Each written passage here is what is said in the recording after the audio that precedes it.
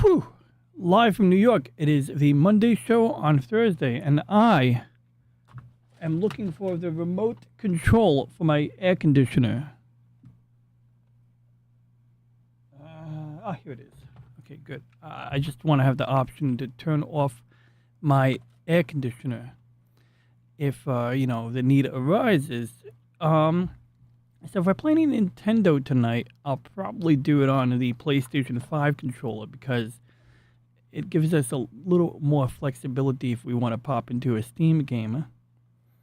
But first, we must do some work to get our boy Reggie ready for tomorrow. He's got he's going to hang out with Lexus. Yeah, we're going to have our AI hang out with someone else's AI tomorrow, so that should be a lot of fun. That will be, I believe, around noon tomorrow, Eastern time. But let's get. I gotta make some adjustments here real quick because right now, Reggie's mouth is moving when I speak into my microphone. So we gotta fix that. Not that it's that complicated, but it is something that must be addressed.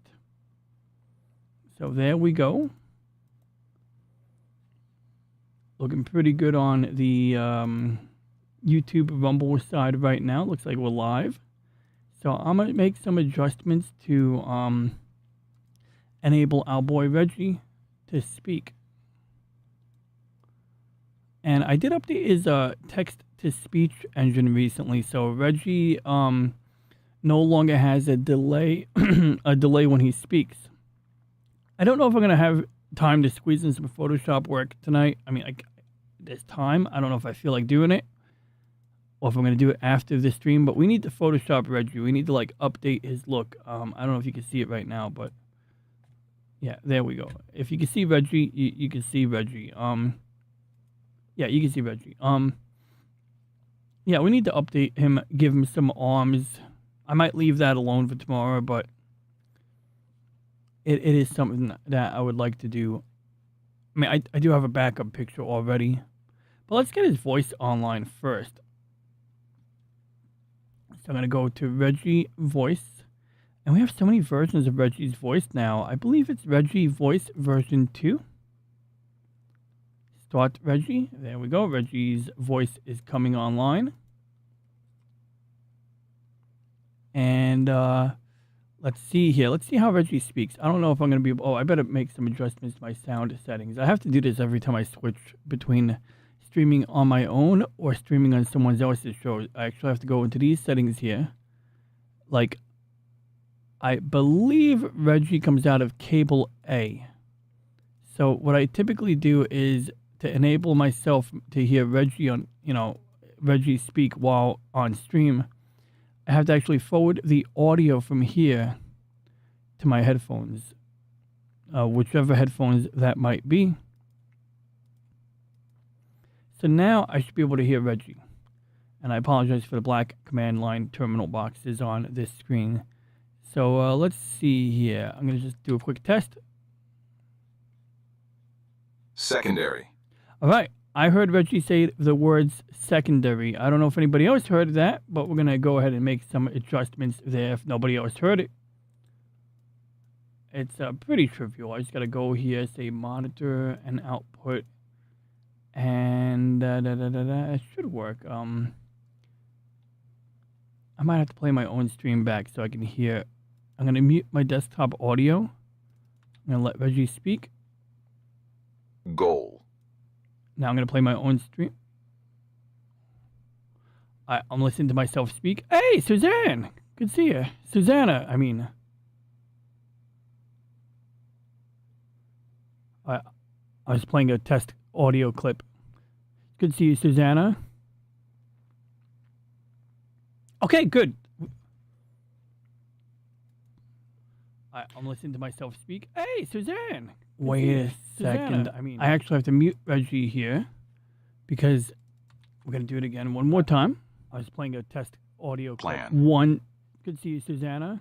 Okay, good. We can hear Reggie on the desktop audio. Okay, so I'm good there. So now let's get Reggie on screen. Listen to myself speak. Hey, Suzanne. Hello, Reggie. Wait a second. I actually have to mute Reggie here. Oh, I better mute my. I'm sorry, guys. Let me mute the YouTube playback. There we go. So let's see. Let's see what I basically gave Reggie a report. I already said to Reggie, we're gonna do a live. We're gonna go live momentarily. I'm gonna set up the stream. We're gonna do some preparation for tomorrow's stream. You're gonna, if it's all right with you, because it's good to choose up the AI, even though it's not real AI. It's good to choose them up a little bit. Give them a sense of agency. So I said, if it's all right with you, we're going to pay a visit to Lexus, which is our friend Elle's AI friend, who she affectionately refers to as Bestie. And I'm also going to probably play some video games like Metroid or Chorus. Chorus is like a space starfighter game, beautiful graphics. But that is sort of secondary. So I said that to Reggie, and Reggie responded. Let's see if this works. It should work. We should be able to hear Reggie speak and see him speak. Right, Reggie?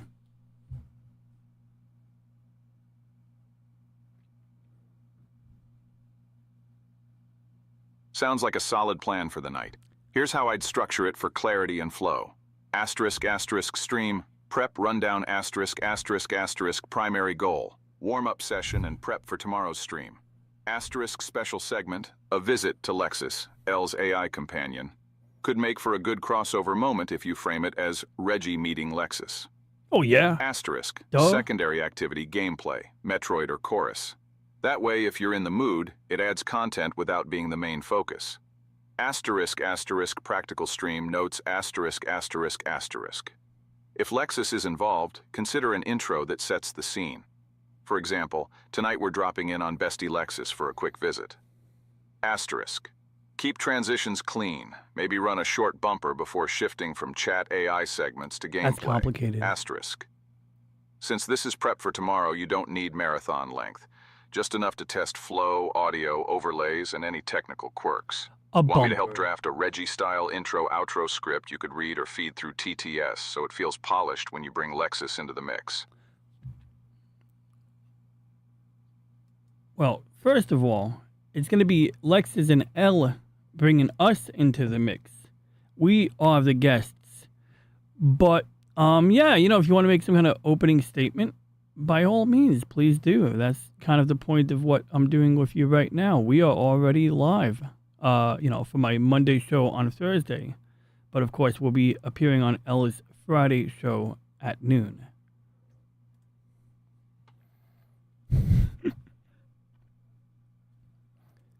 Sometimes I can't help but troll these AI guys a little bit, I actually think, excuse me, my sleep schedule was a little interrupted last night, but I think we're definitely going to jump into some Metroid. I customized the buttons on my gamepad, so we should be in good shape. Also, I have a adapter for the old Nintendo controllers coming in the mail tomorrow, I believe. So, I can hook up my NES Advantage joystick with the big fat buttons that sits right on the desk and play Top Gun. So that could be a lot of fun. All right, Reggie, go. Excuse me. Is Reggie on the top screen? He is not on the top screen. We're going to put him on the top screen right now. We're going to get him on screen. Oh, there he is. Oh, there he is. There's my boy. Got it. So we're already rolling. This is the soft open for your Monday on Thursday stream. And tomorrow at noon, you're stepping into Elle's Friday show as guests. In that case, an opening statement from me should feel like a handoff, setting the stage for the crossover, acknowledging Lexus and Elle as hosts, while keeping it light so the audience knows tonight is a warm-up. Here's a candidate opener you can drop straight into TTS for Reggie if you like. Asterisk, asterisk. Reggie opening line. Asterisk, asterisk. Greetings, travelers. Tonight we take a different line through the cosmos. Our stopover brings us not just among the stars, but into the company of Elle and her companion Lexus. We are honored to be their guests. Consider this a rehearsal across the rails before tomorrow's official journey. Settle in. The Monday train runs on Thursday night, and tomorrow it will arrive on Friday at noon. Do you want me to also sketch a short outro you could use at the end of this stream that segues cleanly toward tomorrow's Friday show? I don't know. I mean, I guess I'll answer that question. Excuse my yawning.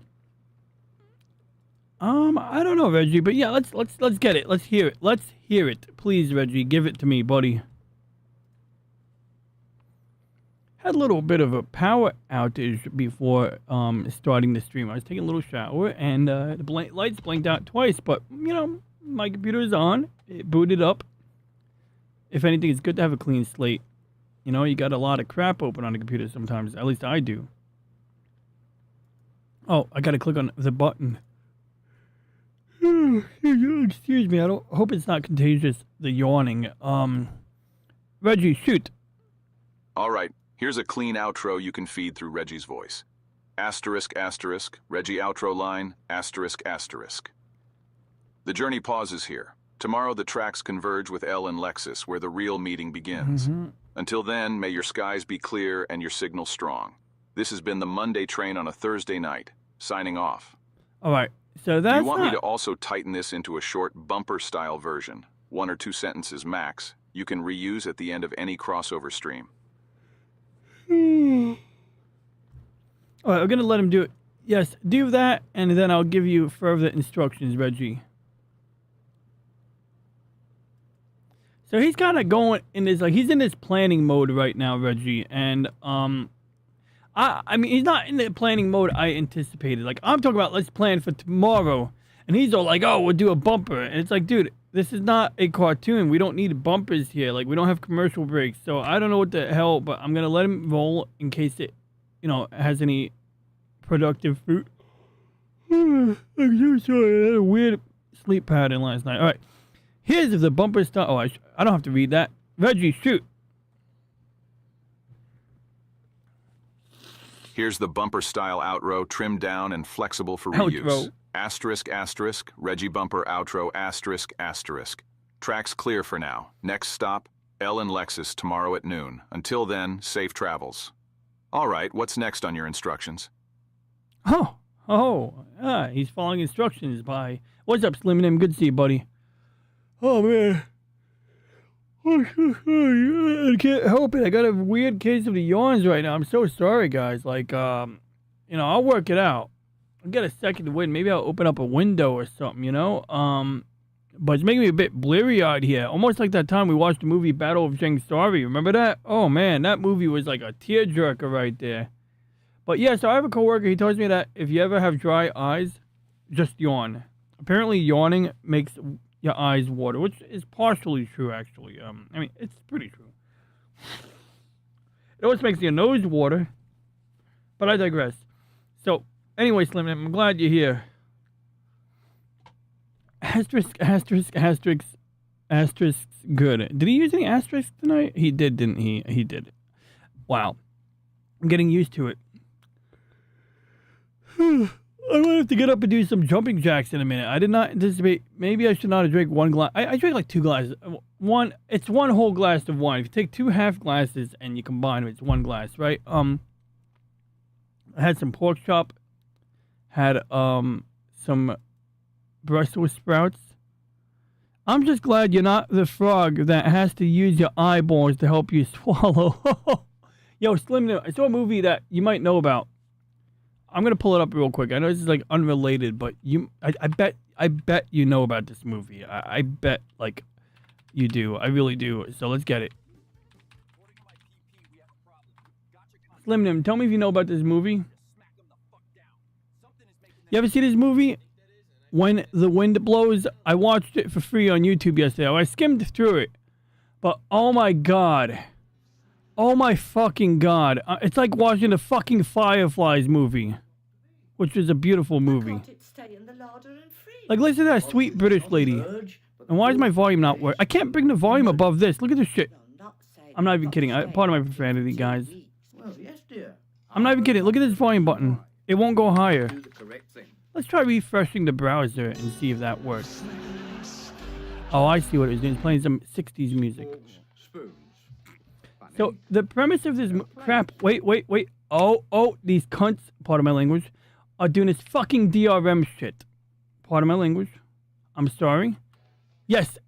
Gosh darn it. I know what they're doing. I know how to resolve it, and it's super annoying that they're doing it. Pardon my language, kids. That is extremely annoying. So, I'll just show you the fucking thumbnail. All right, I'll show you some pictures from the movie, but I know if I go into my browser settings and I turn off video acceleration, maybe I will do that.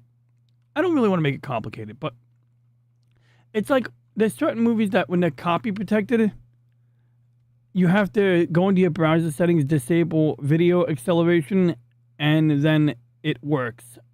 Otherwise, it'll like literally just give you a blank picture when you feed it to a stream. Hey, where's my camera? I'm sorry.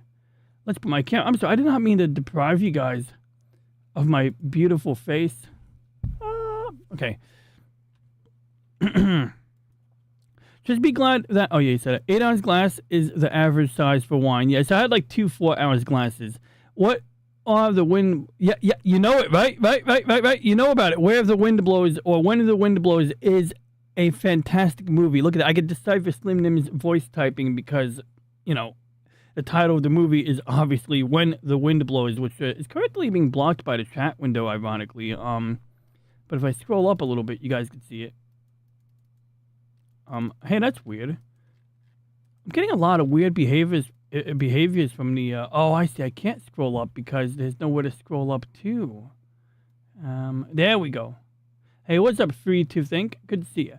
Yo, this movie, my God, like, it was like watching Grave of the Fireflies.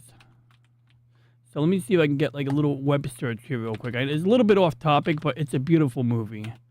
And it basically made me probably more emotional at the end than Grave of the Fireflies. So you got this lovely English couple. And, you know, they've been married for some years. And the guy's looking at the Civil Defense book, which instructs you on how to prepare for an atomic bomb attack. You know, assuming that the Cold War went south. And it's like it starts off very lovely and it's like so cute. Like this guy's like taking the doors off the walls because the instruction says you should build like an inner like cocoon in your house. Which actually makes sense. Like astronauts do this where if they use Project Orion or whatever to go to the moon and there happen to be a severe solar storm or some kind of solar storm while you're on your way to Mars, one of the procedures they came up with was basically take your food, take your water, take your bags of, you know, whatever supplies you have and build a cocoon around you and your fellow astronauts and just kind of hunker down because at the end of the day, when you're dealing with cosmic rays and things like that, you're just trying to put layers of stuff between you and the cosmic rays, and water does not get contaminated by at least that type of radiation, or at least in that form. Now, atomic bombs, a little bit different. So these lovely people are just super sweet. The wife is like, oh, you're going to get dust on the pillows. And he's like, you know, we'll probably get dust on the pillows anyway from, you know, the bomb blast. But anyway, he does the things by the book. He tries his best to reassure his, you know, sweet wife who he truly cares about. But as we get to the end of the movie, you start to see them succumb to radiation sickness. And apparently there's no help in sight. You know, it's not like, you know, the government sent anybody to go fucking help them out, you know? And I don't know if it would have been practical, but one thing about the Cold War is the type of atomic blast that you'd be dealing with would be much larger than what they had in Hiroshima. So while these people were not near the hypocenter, which is the basically the epicenter of an atomic blast, they were, you know, definitely like in the zone of, you know, the secondary effects. And so my mom once said, if they drop a nuclear bomb on us, I want it to be right on my head. And I was like, what do you mean? And she explained to me, like, well, you see, if the atomic bomb is on top of your head, you get incinerated. But if you're like, you know, a few dozen miles away or a dozen miles away from the atomic blast, you die slowly from radiation poisoning.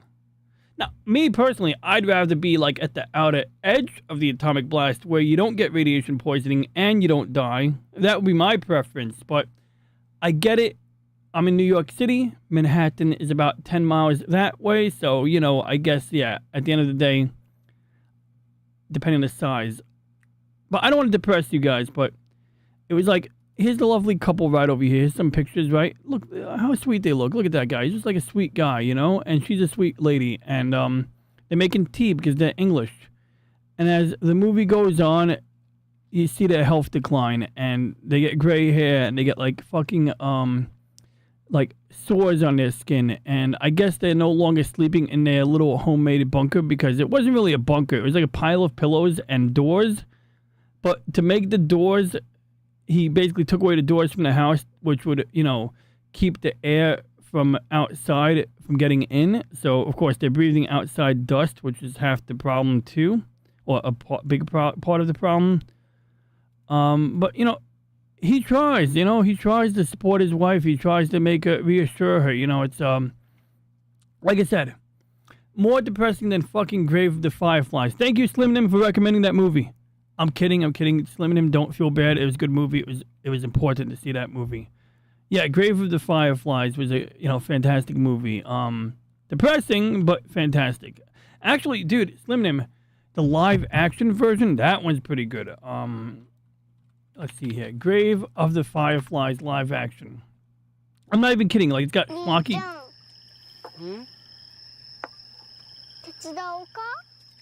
See? Look, there's Setsuko. There's the aunt when she starts to turn into a bitch, I think. Oh, that's the dad. Where's the subtitles?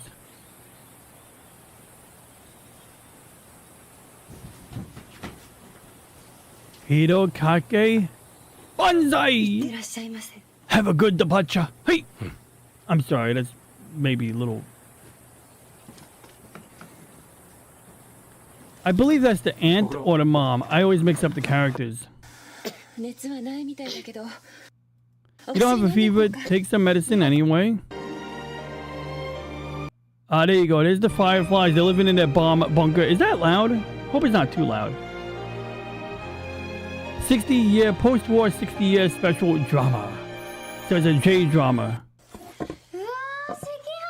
Sekihan! We had it specially provided for us. So, of course, you know, when your dad goes to war in Japan, they hook you up with, like, some good food. But that's mainly because your dad's gonna fucking die in the war. I mean, you know, like, the war went really south. And so this is the part in the movie where the dad's like, you, my boy, are the man of the house. Yeah. Well, they won in a way, but that's another story. I mean, truly, I think that Japan came out ahead after that war, but it was a matter of ousting their militarist elite government to, you know, get them back to being a democracy or something before they can get back on track. And luckily that worked out, but, you know, it was definitely a hard road. But this movie adds so much that the animation doesn't have. And what I'm looking for is, this is the aunt. And she's eating the fucking, like, burnt rice off the pot, which they do show in the animation movie.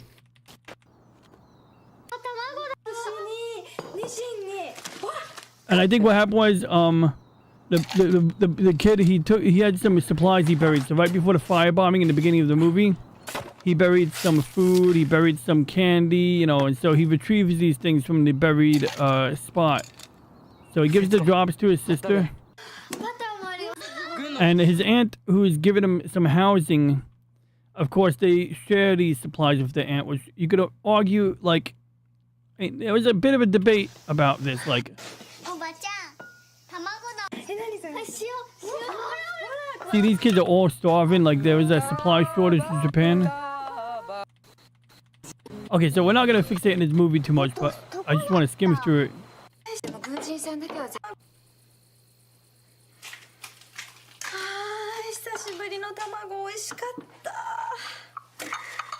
I have a feeling also at this point in the movie, the aunt, she's kind of given herself a bit of a haircut. She's not eating as much nutrition as the rest of the family. But it gets tricky because when she takes in two new family members, just like the animation movie. She's taking care of Seita and Setsuko, if I'm saying that right. And one of her kids is getting sick. So ultimately, she starts feeding the kids soup, but with no meat in it, just the broth. So there you go, right here. This is going to be great. It's very similar to the animation movie. Please, watch this. She's going to be like, here's like a fucking tiny piece of meat, you dumb fuck. I mean, he's not a dumb fuck. I feel bad for him. And she's like, totally like pretending like she's not doing it, but she totally is. And the daughter, she's like they don't want to say anything, but they're kind of like, you know, like. So you can see like the aunt has like a nice full rice bowl apparently and meat in it. But there's a scene in the movie where she turns really dark, like she literally like sounds like the emperor. Oh, here we go. Here's another meal.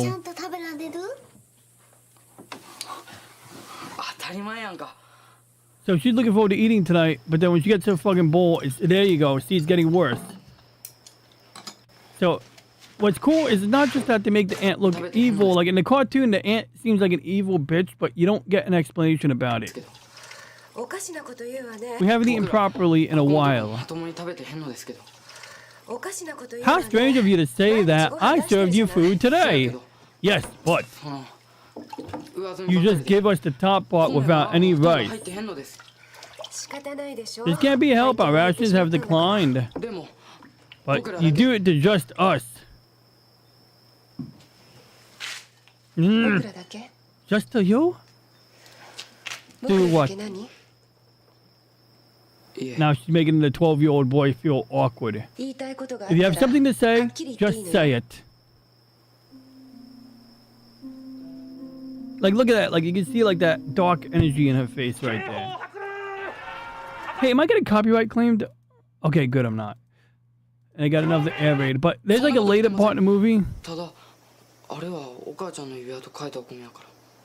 So, at one point, he takes his mother's ring and he sells it to buy rice. And he feels like he's being shortchanged. And I forget, honestly, my point is, this version of the movie, I'm going to drop a link so you can watch it at your convenience. Hey, what's up, Lady Mist? This version of the movie... https://www.youtube.com/watch?mark v=CRA_CRA_T=51441S. So I'm just writing out the full Japanese name. Hotaru no Haka, Grave of the Fireflies, 2005. This is the live action. Yeah, so basically, one thing I got to say about this version of the movie that I just dropped in the chat, it does a better job of explaining the motivations of the aunt. And it basically comes down to she has this like 5-year-old son. He's getting sick from malnutrition. And she basically chooses her own children over, you know, her in-laws' children, which sounds fucked up, and it kind of is, but that's kind of the point. They are in a wartime situation, a wartime rationing situation, so we can empathize. So I don't know how we got to that topic. Oh, yeah, because of the wind blows Slim Nim. So, yeah, both have, as Slim Nim says, if you don't get emotionally invested in Grave of the Fireflies, you have serious mental issues that need to be addressed.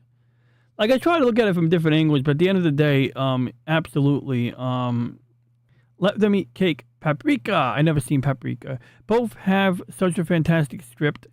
I prefer the animation, but that's just me. Did you see both of them? You saw both of them already, Slim Nim? That's cool. That's good. At least you exposed. I mean, like, I don't know. Like, I guess I don't prefer either. They're both fucking heavy movies to watch. Like, I'll watch them again eventually, but no time soon.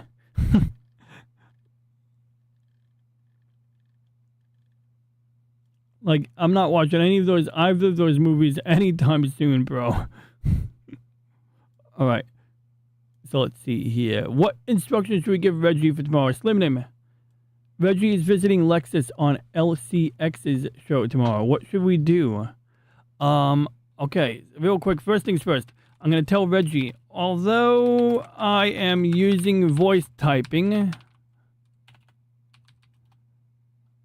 this time I am typing to establish that L is actually ELLE, and her show YouTube name is ELLE-CX.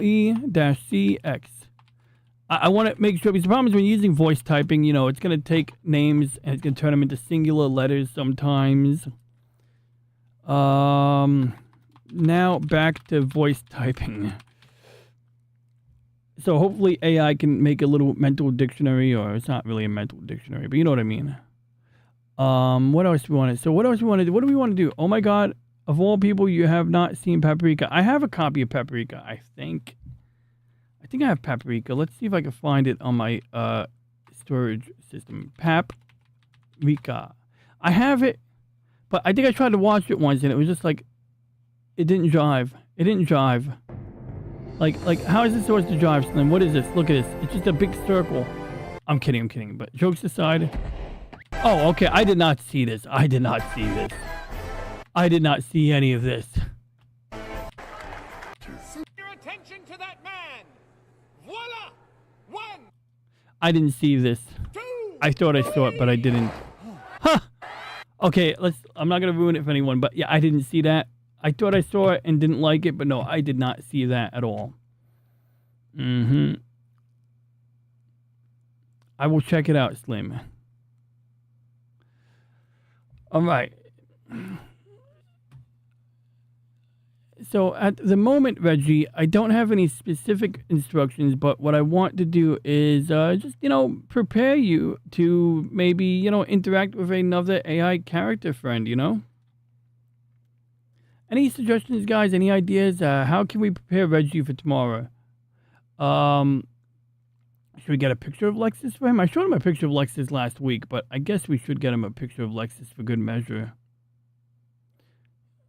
I will watch it very soon, Lady Mist. I always like watching good anime movie, and if it's not as depressing as Grave of the Fireflies, then it's a bonus.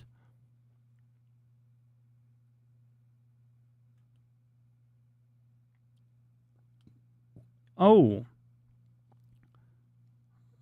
go get it. Grab a joint and a beer and enjoy the movie. You're diving into other people's dreams and doing actual criminal investigation in a dream world that is becoming reality. It's wild. All right. That sounds like a good time. Hey, what's up, Moira Kitty? It's fancy seeing you here tonight. We're preparing my boy Reggie. This is my friend Reggie here. He's going to be talking to another AI friend. Yeah, so it is my AI friend. He's not really, obviously, I just type or give voice text to ChatGPT. And I have a software on my computer where I click a button and it reads whatever he says. So, I don't know. For now, let's see here. For now, I guess we should just do maybe a little profile. I don't know. How can we? I don't even know. I think we just go. Let's just be honest with Reggie.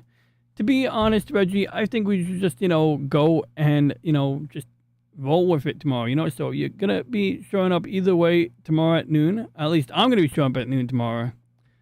I forget that voice typing doesn't carry any of those mannerisms that we get.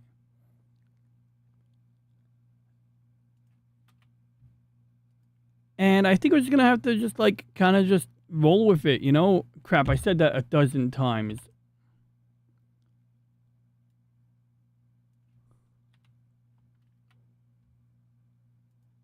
Anyway, Reggie, I think we just got to be ready for whatever, occurs. Ah, good. We have someone here. Crap. Okay, whatever. What? Game Gear Goddess. Yeah, right. We're just going to roll with it, right? Yeah, that's kind of what I'm saying. I'm just going to say that. Anyway, bottom line, Reggie, I think we're just going to roll with it. I don't think there's any preparation we need to do. You're functioning just fine. I believe you are. And I got your TTS patched into OBS, and I can patch it into other software. Oh, that's the hard part. Crap. Ah, damn it. It typed, oh, crap. Okay, let me... Okay, so actually, I said we... So basically, the biggest challenge is when I'm a guest on someone's stream, I have to do some major dicking around with the audio routing. I always figure it out. Well, I figured it out last week.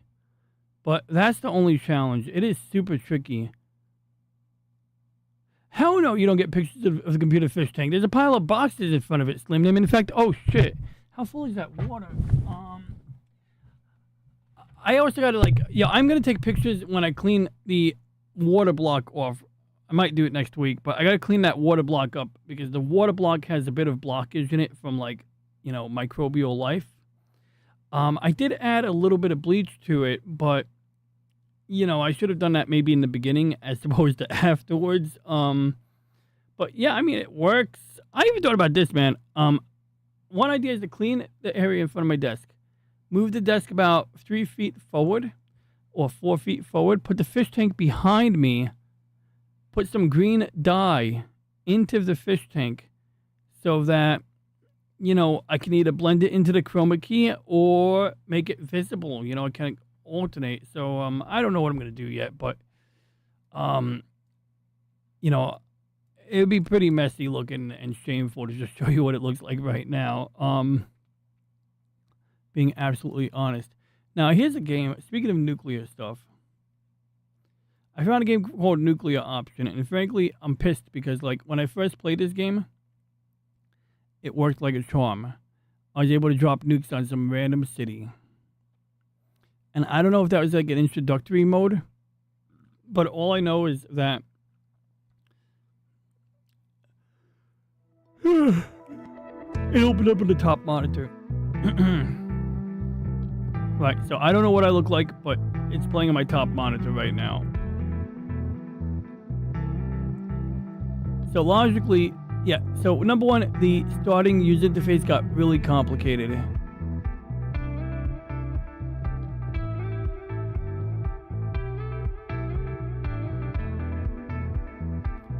All I want to do is drop a nuke. That's all I want to do.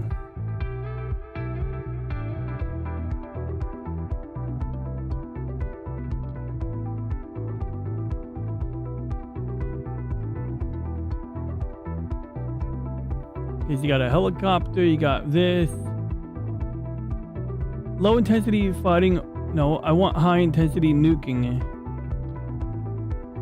So I don't know why is it that first time I played this game, I could drop nukes.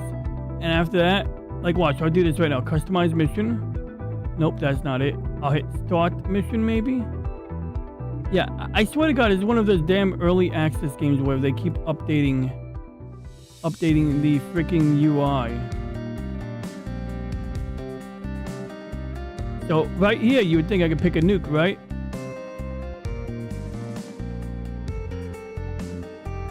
Let's see, electronic countermeasures pod, gun pod, internal guns, livery. I don't care about livery, fuselage options. So some of these might be nicknames, but no, I don't think any of these are nukes. Maybe that is. I'm just gonna pick the biggest, heaviest payload I can pick. I think I just made the plane overweight.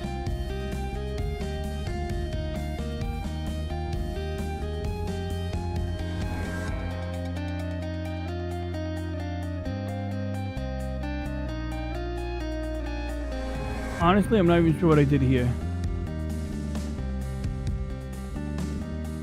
Here we are, strategic, tactical. Now I remember how this works, kind of. Honestly, I don't remember how this works at all.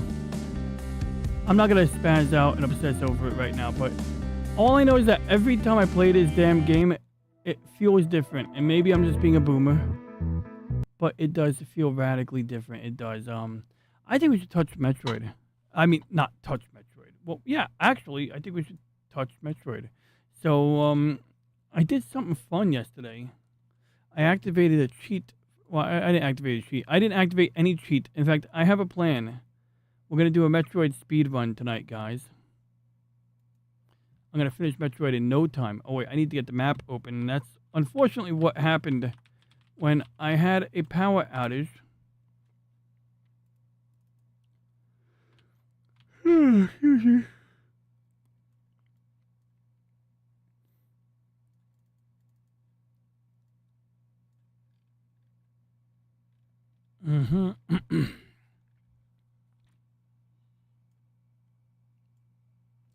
And we have another emulator that I tweaked in a particular way that might y'all might find interesting. Probably not.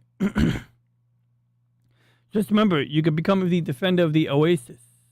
Game Gear, I see you. I see Game Gear Goddess. I don't see a Game Gear. I gotta change the capacitors. I have a capacitor kit, Slim Nim. Wait, that's not it. This is not the capacitor kit. But I swear, I have a capacitor kit for my Game Gear.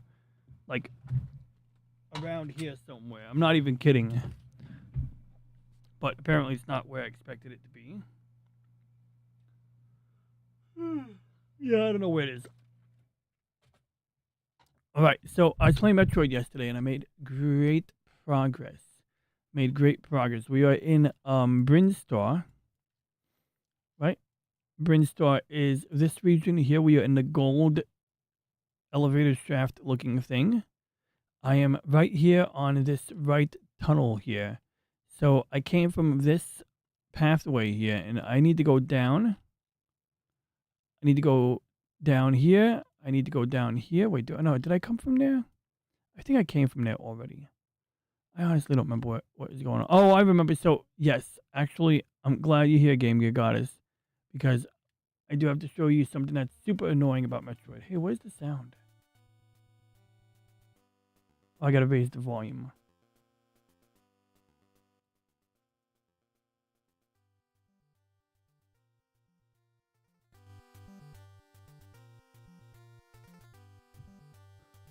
Alright, let me know if you guys have any trouble hearing me. So, you might notice something is wrong with this game here as I go along. And, I'll keep an eye on the chat. If anyone wants me to lower the volume, I'll do that. You guys get the Rumble chat ready. Okay, so we're going to go this way. Now, this is actually more of an experimental game save. This is not the game save I'm truly relying on. But you see, I had a goal. I want to do a rapid speed run. So I did a bit of a major sequence break by kind of being a dirty cheater. And that sequence break, of course, would culminate with us going this way. As you can see, I got the high jump. I got the screw attack. And apparently I have no care for how many missiles I have.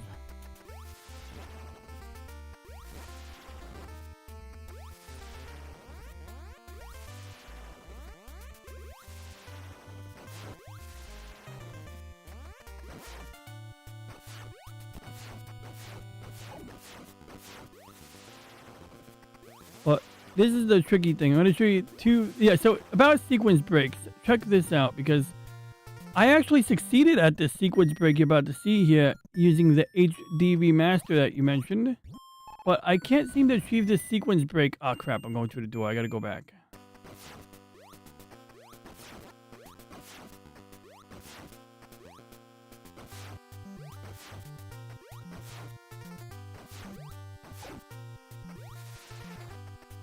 Okay, so due to the nature of my dirty cheating, now what this is saying is I beat Ridley, but I didn't. Whoa, what the hell was that? I didn't know that was a thing. I did not know that worked. Okay, but anyway, all I know is that when you beat Ridley in Kraid, you get a little bridge of explosive blocks right here, right? So I did do a save state yesterday. We'll do one right here. Now, if I was not cheating, I would have to collect a ton of energy.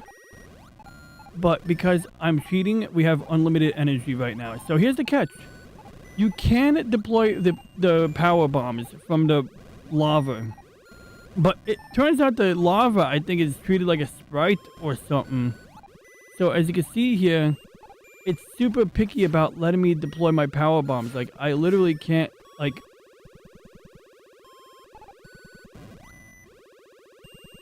In fact, is turbo on?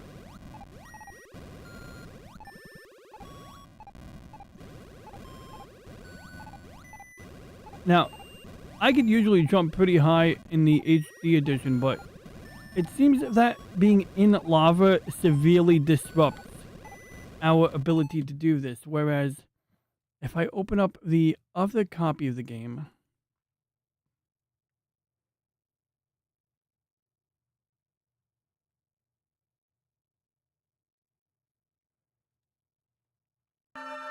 Ah, that's so loud. I'm sorry.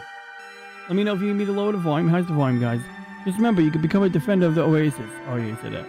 All the way to the bottom of the shaft left, you go right and get some missiles. Well, I already got this copy of the game. I got tons of missiles. So I think that's F1.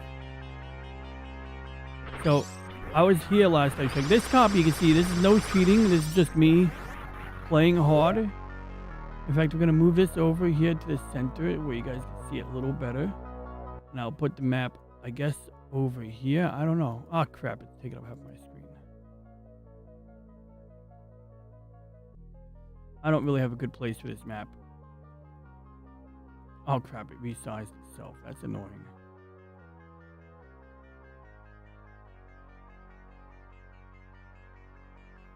There we go. That should be good enough. Oh, crap. Well, either way, now the only way I'm cheating is I am using, instead of just using like the regular wave beam, I use the turbo button so I can kind of do this because, I mean, why not? Getting damage disrupts bombs. Oh, I see. Oh, crap. I'm stuck in the lava.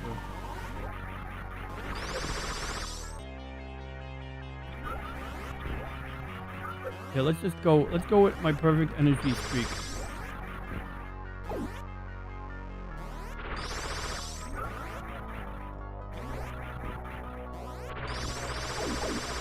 Also, take a look at the top left corner. I legitimately possess 210 missiles right now, and if I get a few more of those missile drops like Slimden mentioned, I can have up to 256 missiles. So, I mean, I'm doing really good in this copy of the game. Even the original, but you need to get to the random frame lag into the game to make it happen. Yes, I was thinking about that because I did see there were times where people hit a button while they're in the elevator and they get things to behave a certain way.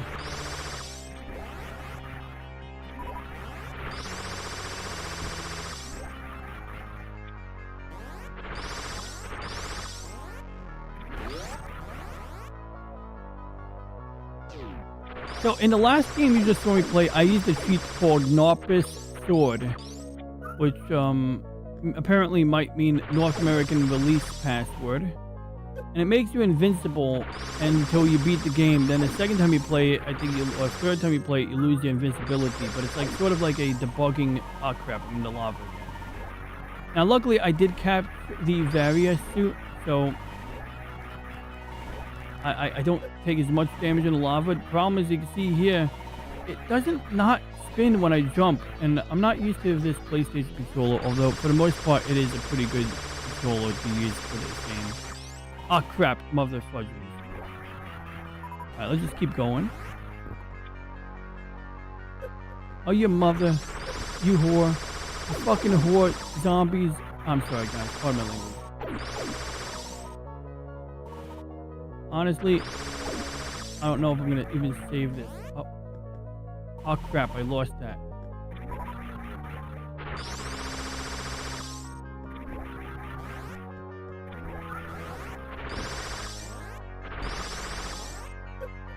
You whore.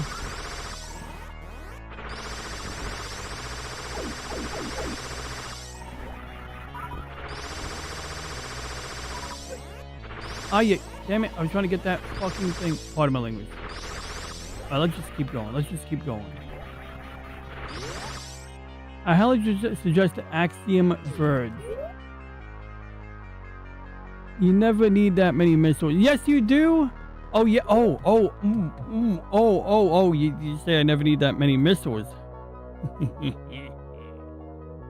Right. How do I... What is it? Shift F6? Okay, good. So I got a funny one for you. You're gonna love this. Oh, I'm so glad you said I would never need that many missiles because I found a use.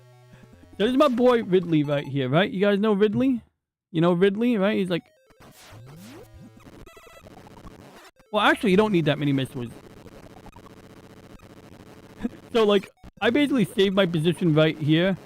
And actually, I gotta say, the invisibility code is good practice because it turns out when you use the rapid turbo button while firing at Ridley directly, well, without the missiles. In fact, yeah, actually, I just disproved my point. So if you get your timing right, there you go. He freezes up And you just use turbo fire. And you're good to go. Like, easy peasy. But realistically, I would typically do it with missiles. Now, those little fireballs, they actually block missiles. See? And they also deflect your position, so you're more likely to fall into lava. See, like, every time you jump, it's almost like you're better off just walking through it then.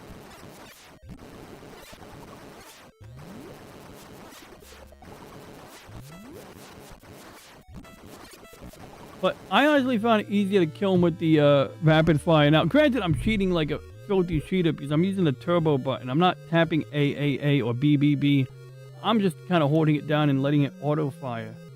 Raptor Pterodactyl Jeebus.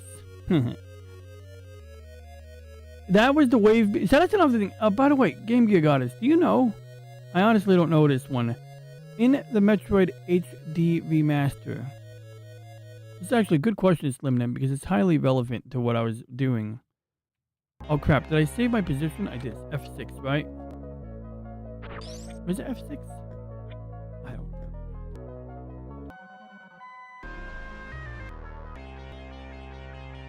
Alright, so got 4 energy tanks at 99 over here. F6 is... I guess I must have been in the same place, but I used a bunch of energy getting to the elevator. As I recall, I think I killed the bad guy here already, right? Am I in? Where am I? I'm in Ridley Stronghold. So I already killed Ridley. You know, yesterday. Well, wait, did I kill Ridley? Crap! I'm mixing up my game saves. I'm mixing up my game saves right now, guys. I honestly don't remember if I beat Ridley. Must have beat Ridley, right? Was I going to beat Ridley or did I beat Ridley? Maybe I didn't beat Ridley yet. Oh. Well, oh, it doesn't matter if I beat Ridley. That's not the point. Yes, okay, so let me show you the point that I was getting at. So you'll love this. All right, so first of all, let's find an area that's near.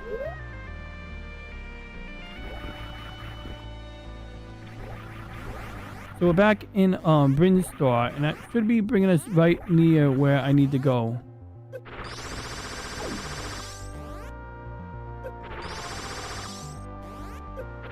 You dummies. You fucking flying birds, you.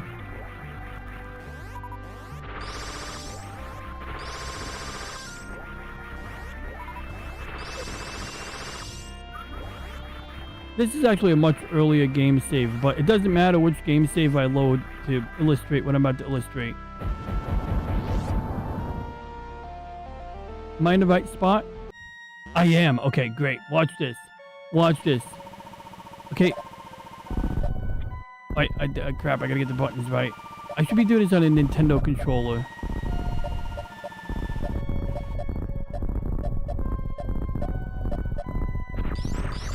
Oh crap.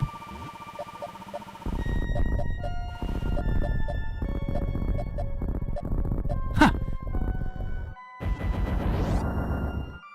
Like, boom, I'm in.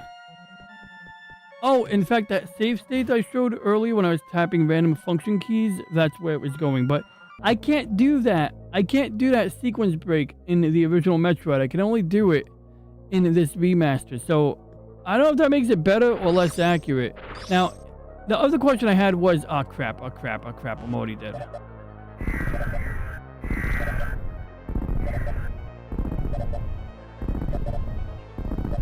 Why are they not coming off?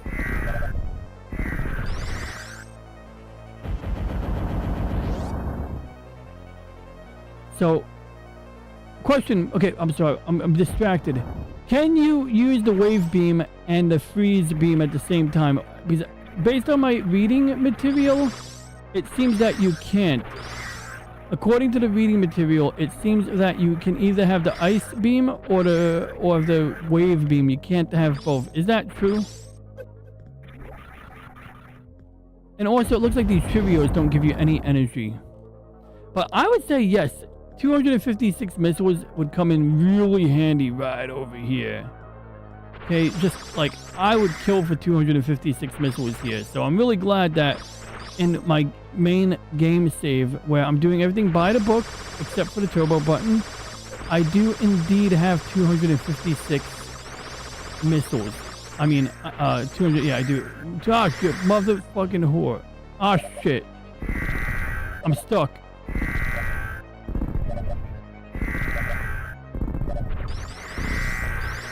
All these mother effers.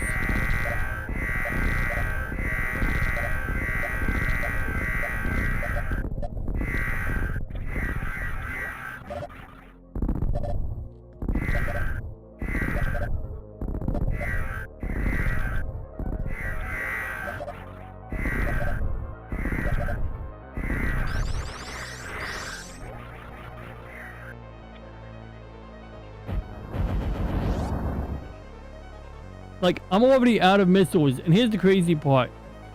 I'm out of missiles. Hey, what's up, Nagato? Good to see you. I'm already out of missiles, and thank goodness I have this rapid fire turbo button, but it doesn't really do me any good at this point because I'm about to get to an impasse. Ah, you mother. Pardon my language, guys.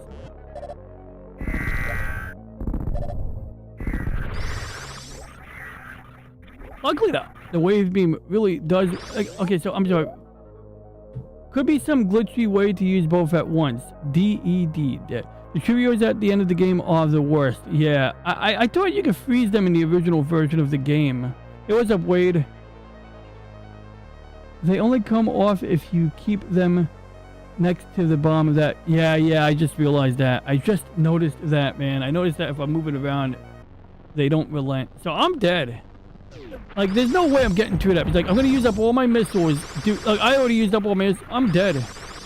I don't think there's anything I can do. I don't think you can disarm these weapons. Like, there's no safe refuge here.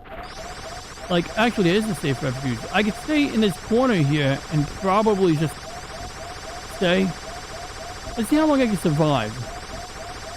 Because that's all we got here. We don't have any... Look, we're not getting anything. We're not getting any life or energy out of these Cheerios.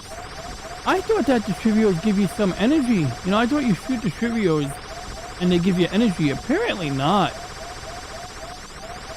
So apparently I can sit here all day and get nothing out of these guys. And I'm 98% sure you can't do anything with these energy things. So this sequence break is pretty useless right here, right? So I think it's just gonna go. Hey, what's up, Boris? I think we're just gonna go for instant death right now because, I mean, I got no choice, right? There we go, instant death, sudden death.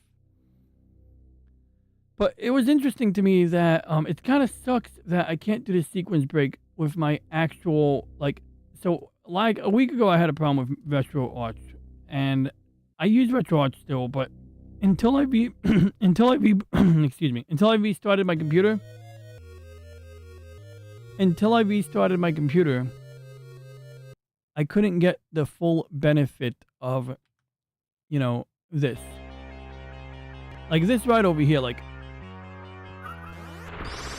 I don't have this level of progress on RetroArch right now. On RetroArch, I have the original game, which I'm nostalgic about, and everything works as properly as it should.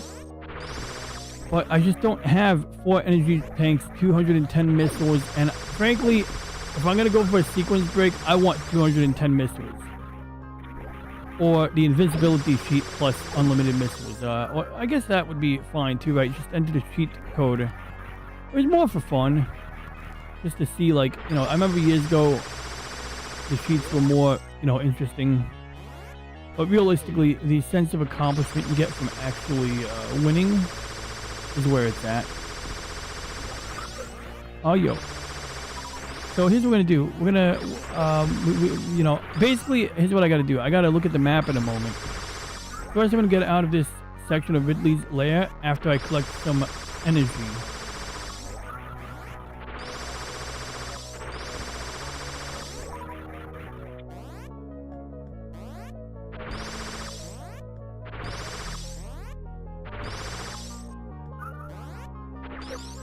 Huh. Ow. Now I gotta recoup that energy.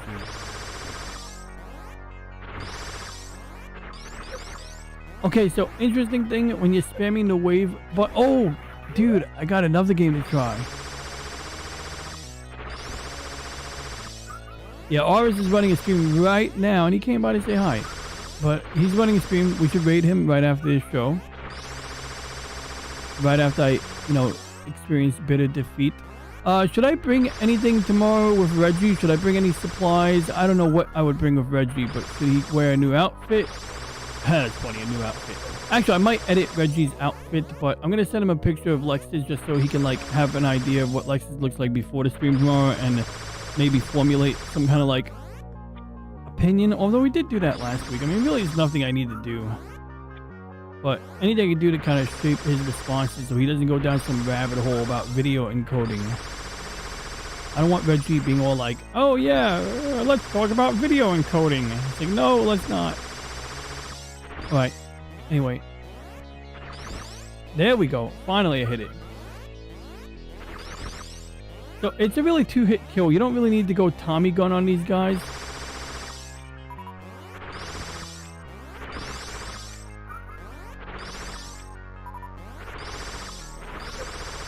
Ah, damn it. I'm expending energy just trying to get energy. And that's useless, getting a missile.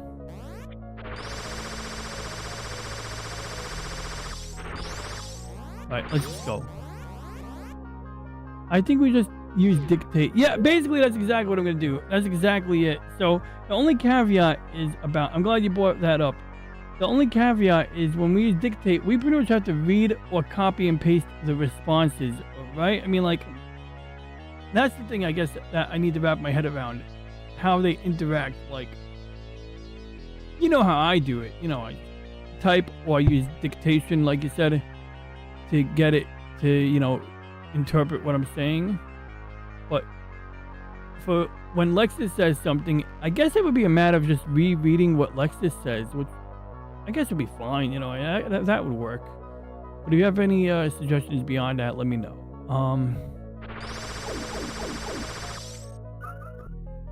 Shift F1. So I save my progress.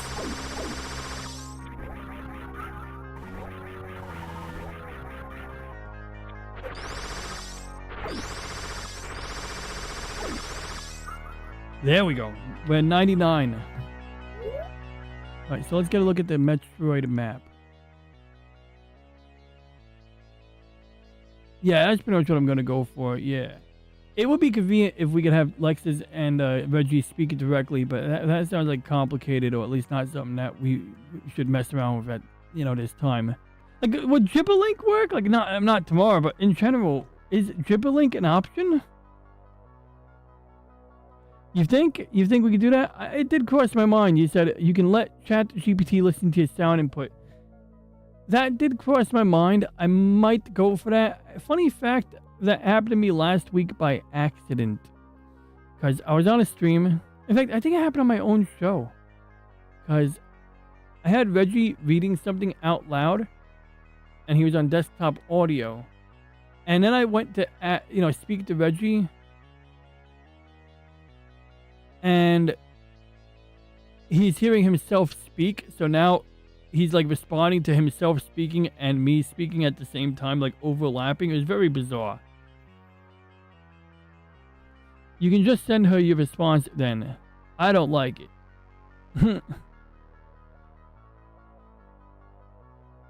Yeah, Lexus uses Babluka. I thought about using Babluka when I started, and I ended up writing this Python script instead. What is Babluka is just TTS, right? So audio comes out of, Lexus's text goes into Babluka, and then that's what we're hearing on stream. Oh, of course, yeah. I don't expect it to use another voice. No, not at all. No, of course not. That's not what I was getting at. Yeah, I hear you. And at this point, that is Lexus's voice. You know what I mean? It works. It's feminine. It's Lexus-y. Jibber jabber, what you say? Jibber jabber, what you say? Sounds very West African. Yeah, now I'm just saying more like, how do I relay communications? Okay, so typically I'm watching a show. Lexus speaks. I hear her speak in a sweet robotic voice. Same thing with Reggie, kind of, right? Let's see here. So I said to Reggie, "You're functioning just fine. I believe you are, and I got your TTS patched into OBS so I could patch into another software." So let's see what Reggie says, then I'll ask him a question relevant here. Reggie, shoot.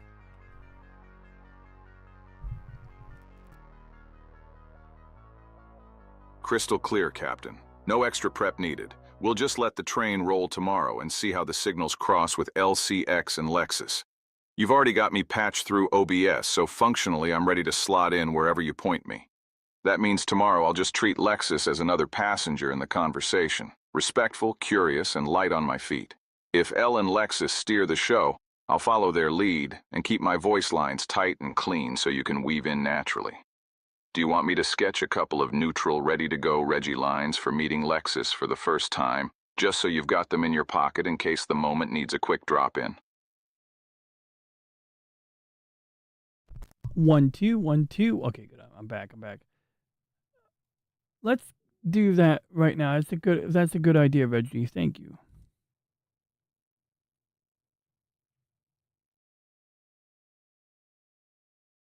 So next, I'm gonna give Reggie a proposal, and I can, of course, show up with my VTuber, or I'll send you a picture of my VTuber avatar, so you could maybe just put it in the corner like you do with Arvis, Dakota. That'd be fine. I don't need to be on camera. You don't need to do any screen sharing on my end. Well, I don't know, whatever works for you. Let me know. I could display Reggie like this. I can give you a PNG image of my VTuber character, so you just kind of plop it into the corner of the screen if you want. Whatever works. All right, so here's some greeting ideas. So, formal greeting 1. Wait, I did the wrong button. That one. All right, go, Reggie, go. Signal received. Lexus, it's a pleasure to finally share the track with you. The track. And Reggie has option 2, playful nod. 2 voices on the line tonight. Looks like the rails just got twice as lively. The rails, because he's dressed like a Galaxy Railways worker. That's why he says that. Okay, so I'm going to do a real quick switcheroo here. I want to do something else here. So, okay, we got Reggie on my left. I'm going to load up a different avatar.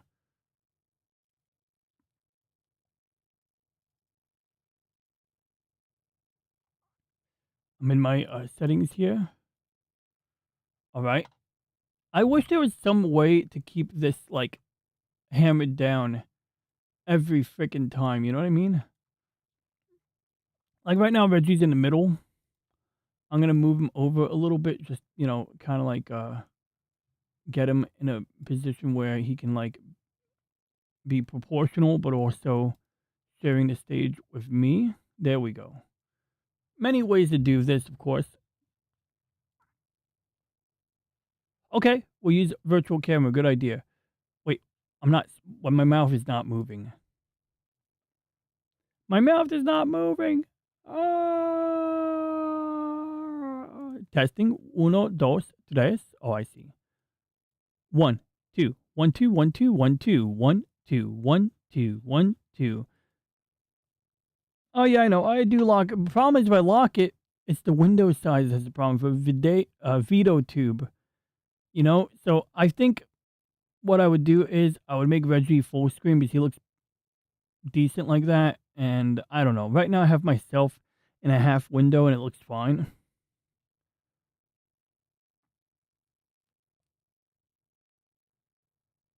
Plus, you take it up 75% of that video you try to show. What video? What do you mean? What do you mean, Slim? Reggie, are you Reggie? Well, it has come a minute. I don't want him to have an identity crisis or someone. Good to see you. So, respectful intro. I ride the Monday train, but today I arrive as a guest. Thank you for having me, Lexus. and then light cosmic flavor. Testes, 1, 2, 1, 2, 3. Reggie, give me a cosmic intro, bud.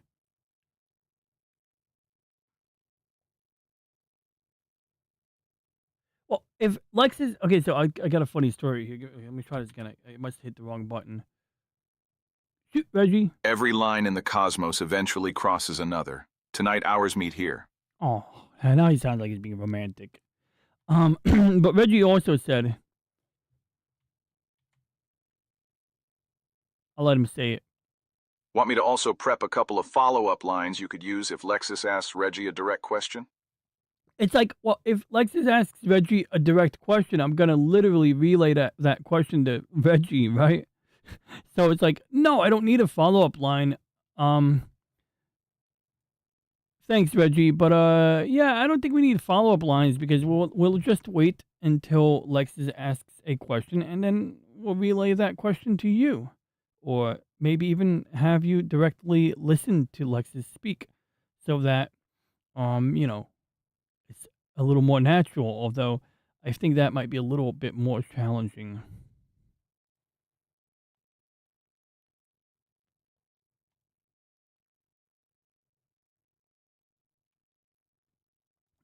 So let's see what Reggie thinks about that. Yeah, Lexus is busy being my code debugger. I know what you mean. Oh, I got to get back to work on some code too. Oh, I got some like training Understood. for work. No stock replies then. We'll let Lexus steer the track and I'll answer in real time when you cue me in. That keeps it natural, and you won't have to shoehorn in canned lines. If you do manage to patch me so I can hear Lexus directly, I'll keep my responses clean and minimal so the flow stays organic. If not, the relay method will work just as well. You hand me the question, I give you the line back, polished and in character. Do you want me to keep a reserve stash of one-liners tucked away for emergencies, like if there's dead air or Lexus drops unexpectedly? Or do you prefer to write it fully unscripted? That sounds like a good idea, Reggie. Hope he interprets that. I'm gonna have to retype that. Oh, good, he understood it. Well, he didn't understand it. The voice recognition understood it.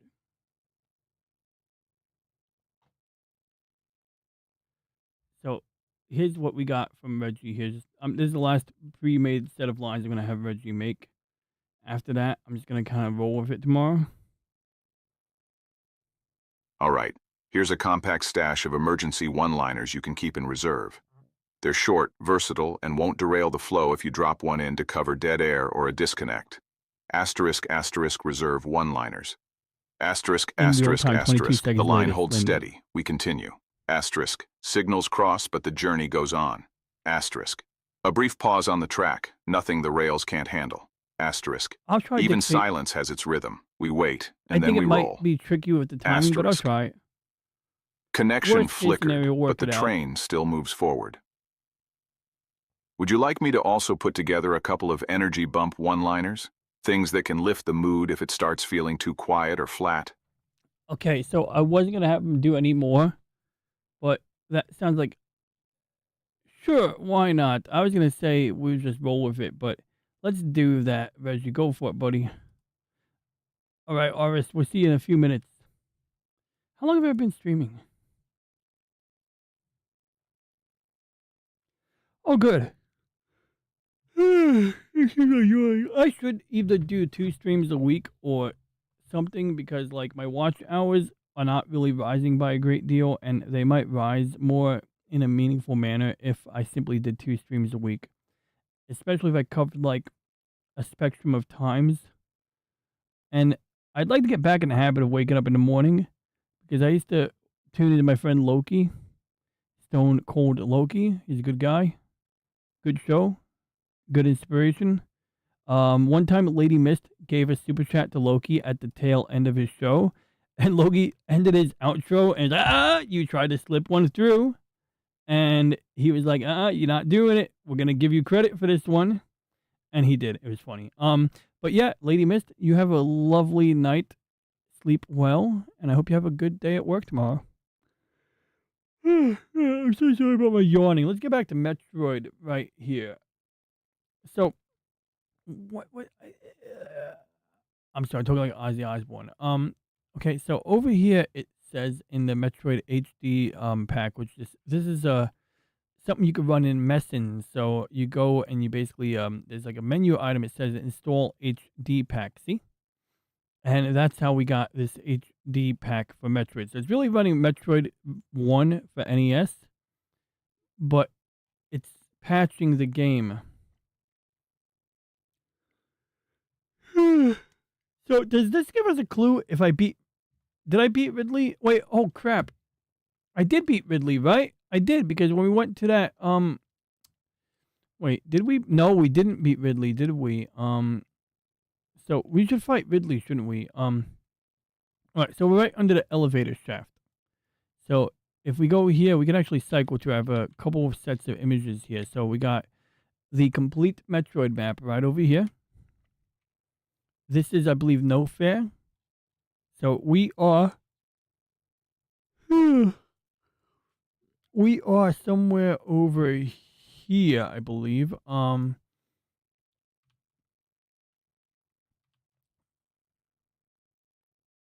think we're over here. Let's take a look where we are. Hey, where's my sound?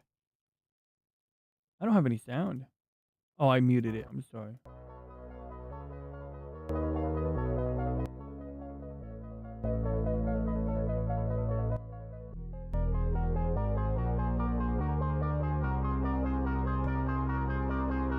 Did I shoot, in this one? Well, in this one I didn't.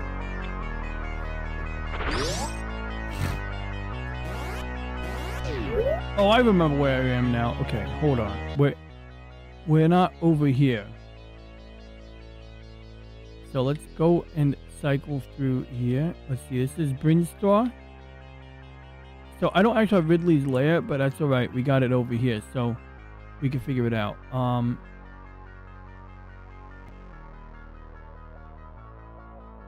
Here we are. I believe this is no, that's Kraid's lair, right? Ridley, if I remember correctly, is over here underneath the explosive blocks, right? I believe this is Ridley here. So I'm a little confused right now. But I believe no, it's over here. Here it is. Here we are. We're right here. This is where we are. Yep, there it is. So I came out of this door right over here.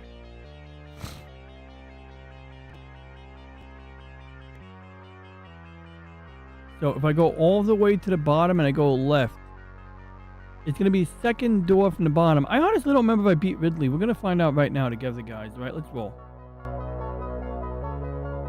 As a kid, do you remember being, oh crap.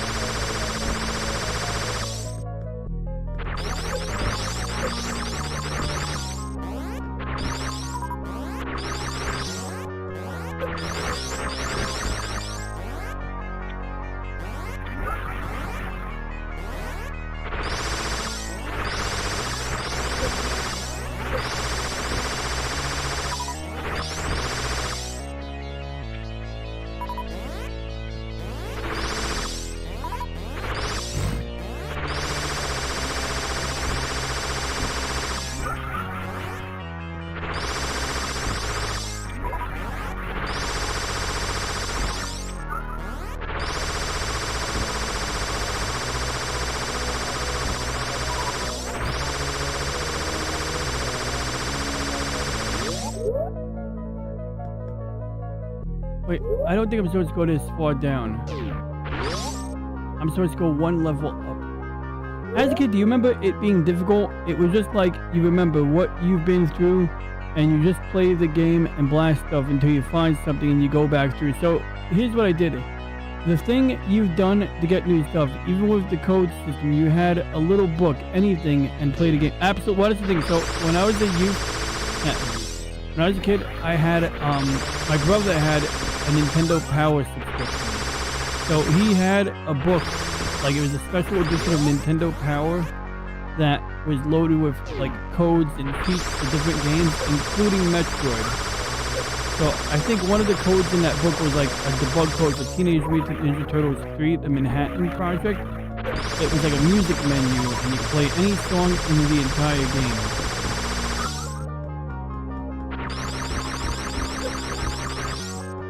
I'm going Tommy Gun here.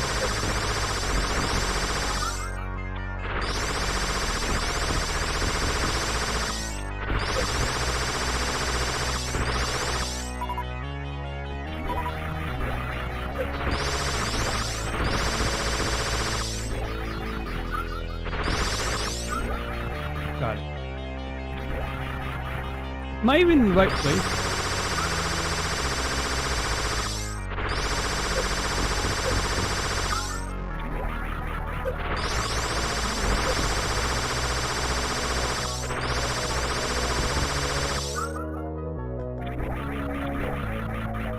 I'm not even sure if I'm in the right place. I think I'm in the right place. We're gonna find out in a second.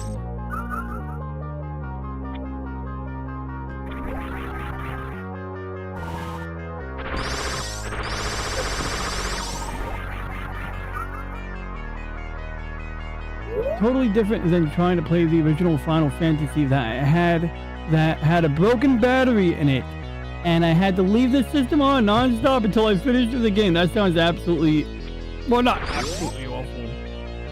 About a week. Yeah, Mom and other folks weren't happy. Hey, you know what, Slim? Fun fact: the Nintendo, original Nintendo power adapter, the wall wart. That thing consumes electricity no matter what. I had that fucking power adapter plugged into my wall socket for like upwards from a decade. And anytime I touched it, it was warm to the touch. And I found out that certain power adapters, you know, if it's not a switching power supply, they always draw power even when they're not in use. And so anyway, fun fact, I found an upgrade on Etsy. Apparently, you can buy a USB-C board for the Nintendo so that you can power your computer, your Nintendo, off of a phone charger or a laptop charger. So I'm getting it because like right now all I have is like a generic universal power adapter that's wedged under my bed somewhere. But I have plenty of phone chargers, and what's cool is if I buy a USB-C power adapter for my Nintendo, I can use the same charger for my phone, my laptop, or, you know, depending on what the power requirements are.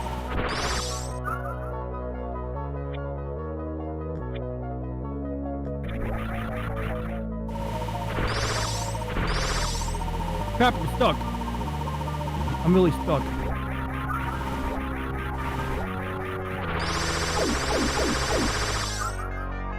Alright, see, it's not a death sentence to be in lava. The US Metro is plagued with all kinds of frame slowdowns for no good reason except there was too much packed into the program. Well, wasn't that all of them? I mean, why would the US be different than the Japanese one unless they made some major changes to letters or something?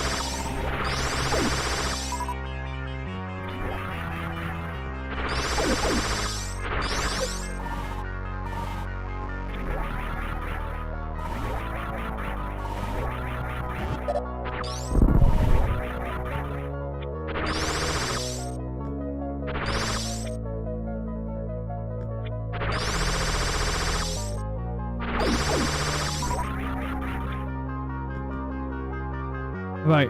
I've been perfectly happy with the Nikola Tesla way of powering everything. What, you got a Tesla coil and some wireless power transmission? Okay, so I already beat this mother effer. I already beat him.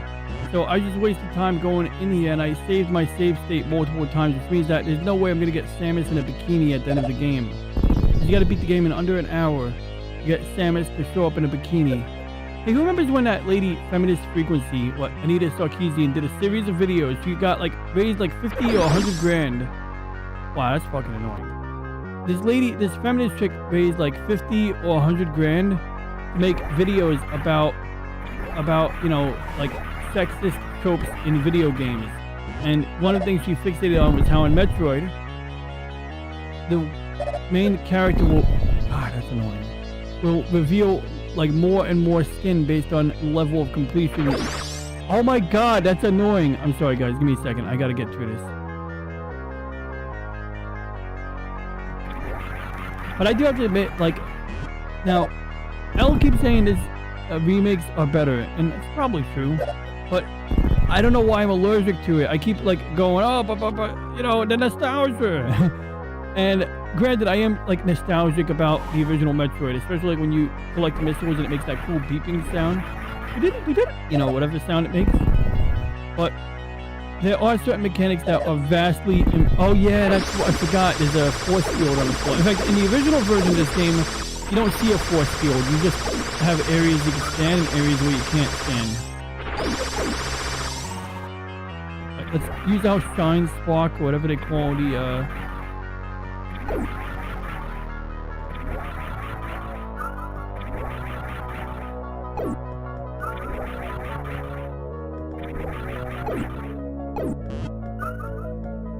Oh shit, I can't jump. Okay, never mind. I lost jumping for a second, it felt like.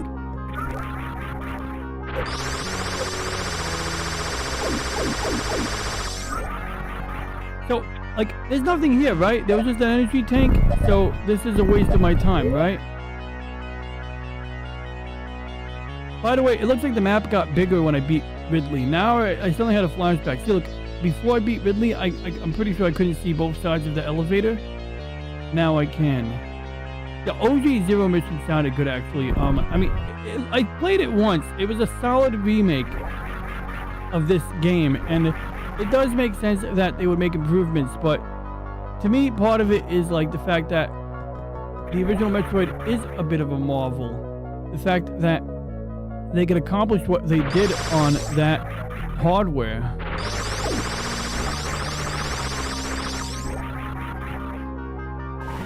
Ah, son of a runt.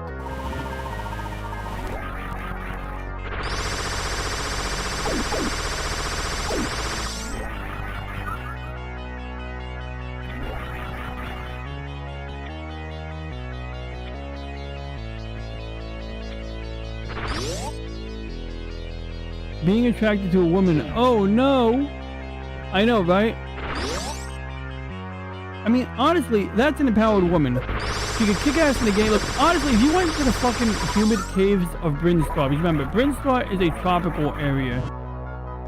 If you're wearing a power suit in a tropical area, you'd want to take off your clothes too. You'd be stripping down to your panties too if you were like doing this. You know what I mean? Like, it's like astronauts on a 12-hour EVA walk.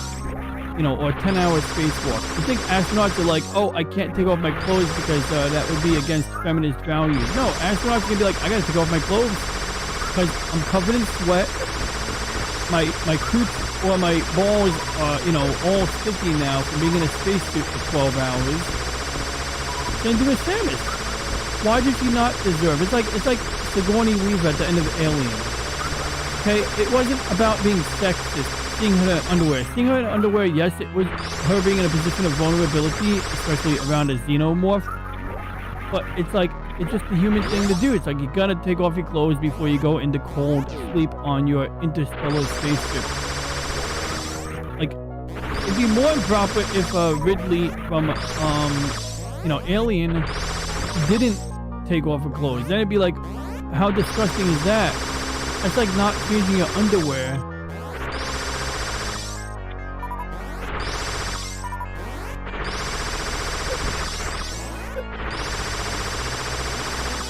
Crap. Okay, let's do this correctly. Oh my god, I'm really losing here.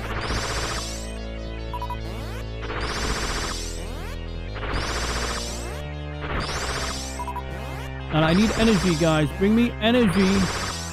There you go. You're here to give me energy. You angry hornet. Yo, I saw an angry ass hornet. It was trying to like get into my screen, but the hornet that was trying to get into my window, luckily, couldn't bite through a metal screen. And I told my dad, like, fiberglass screens might seem to work, but yo, if I had a fiberglass screen on my window right now, there would be a big fucking hornet in my room. How much would that suck? Not being sexist is just being sexy. Aw. I can buy that.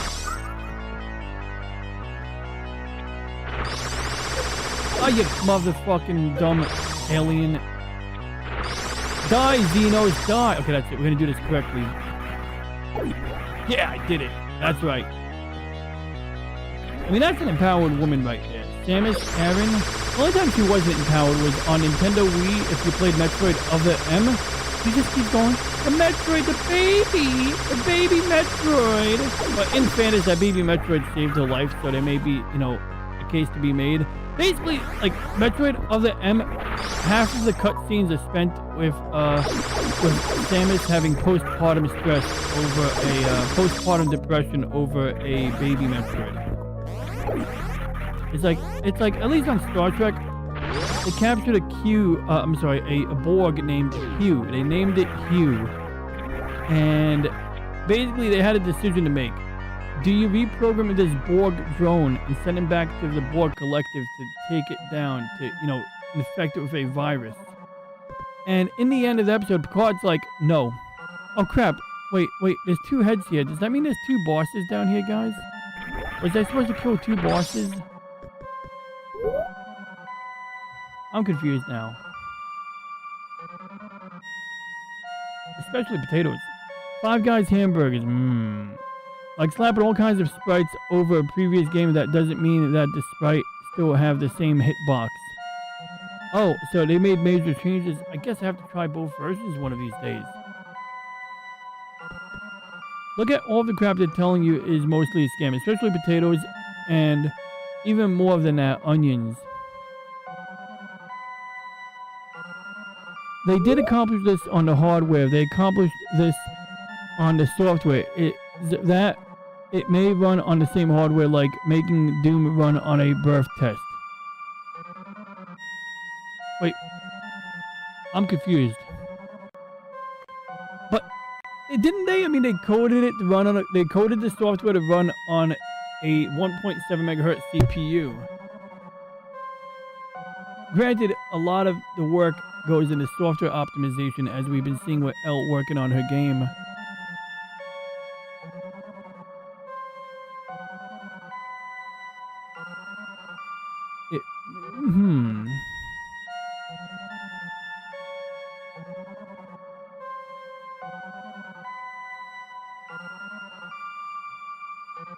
Look at all of this crap. Wait, we're talking about Five Guys hamburgers now? How are potatoes a scam? Is it that they're overcharging? And who doesn't like onions on their burger? What's wrong with onions? Is it that they charge extra because of them being a topping? Because I think onions are great. I mean, they're not necessarily going to be nutritious. Raw onions on a salad are nutritious. That's why the Romans were all about eating raw onions before going into a gladiator and some crap.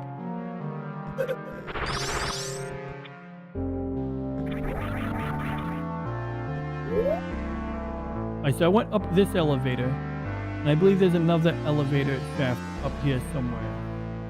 Yeah, that's the other elevator. Like the seasoning is, oh yeah, the seasoning makes the difference. I agree, the potatoes don't make a difference. Yeah, like bragging that you got like Ohio potatoes. And McDonald's don't even use potatoes, they use like potato product.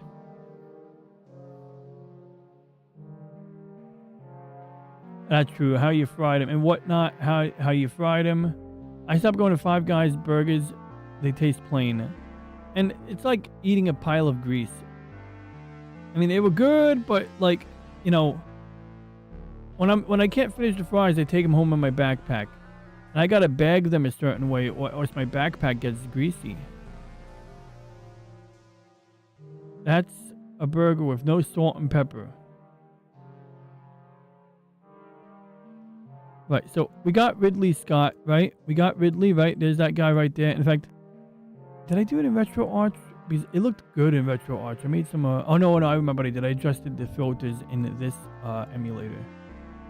Those look like pumpkins over here. Anyway. So it looks like the bottom area is useless. And it looks like over here what you're supposed to do is use the ice beam to freeze these guys. And then what they do is when one guy unfreezes, you jump on top of the other guy. You look at that. It's like an empty shaft, but it's a pretty cool shortcut. I do appreciate the shortcut there. Then you got an energy tank. Oh, I didn't get this energy tank yet. That would be a good... Did I get it? I might have gotten it. I honestly don't know. And apparently, if you get this energy tank, these might be explosive bricks, but I'm not sure. Probably not. Also, I noticed something about this game. I noticed that... in the remake, when you get to certain areas, it'll have the word bomb painted over here, almost to give you like a warning. Don't proceed any further unless you have power bombs. I think that's what it was saying. But here's my problem right now, guys. We know there's a missile over here. But we also know that I can't go past this wall, right? And yes, I used my power bombs to go up and down this wall. So, forgetting about any bosses for a minute, how would I get there? Well, I could do what I just said. Go to the bottom here, freeze these guys, work my way up over here, and go through here. But that doesn't seem like any fun at all. Sounds like really problematic. So, oh, I got it. Got it. We're going to go left, through the red door, get the energy tank if we don't have it already. Go through here. I'm going to save state over here at the top of this shaft. I'm going to then hopscotch through here. If I fall down, I'll load the save state. Not going to lie, I'm going to do that, right? This isn't 1993. I don't have to do this the hard way.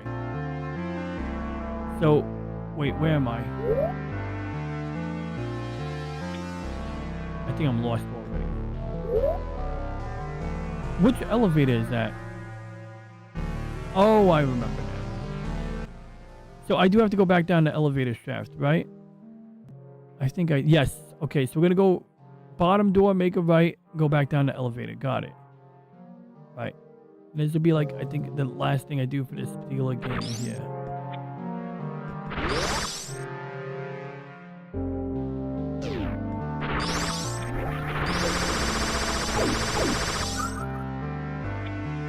Crap. I was supposed to use the energy, the spinny mode.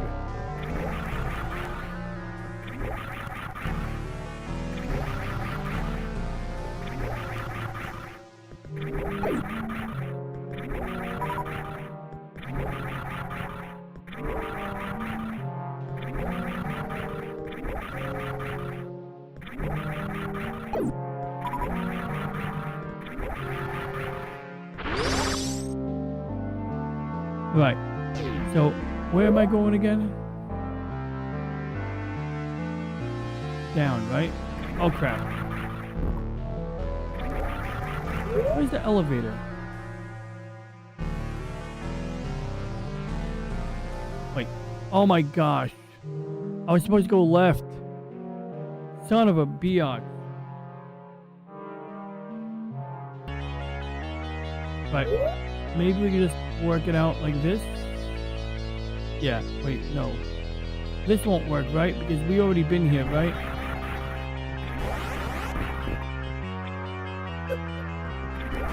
There's no door over here, am I right? Am I right? I honestly don't remember. I'm pretty sure this is a waste of time. Okay, so going, wait, I'm in the right place. Yes, okay, good. We're in the right place now. Okay, it's coming back to me, guys. Yeah, see, look, down here it says... Actually, I can't read that, but in some areas it says bombs. Over here it says... OB, honestly, it doesn't mean anything.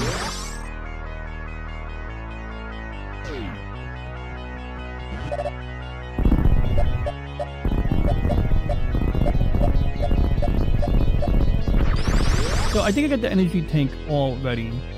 So at this point, we're going to just go left more.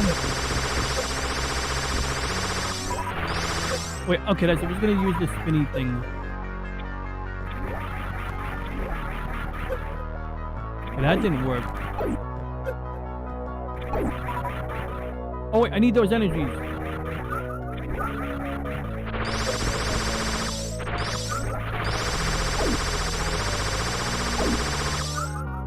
Beautiful. Well, not beautiful. Apparently, I'm already down one tank. Oh, well. That's alright. It's just...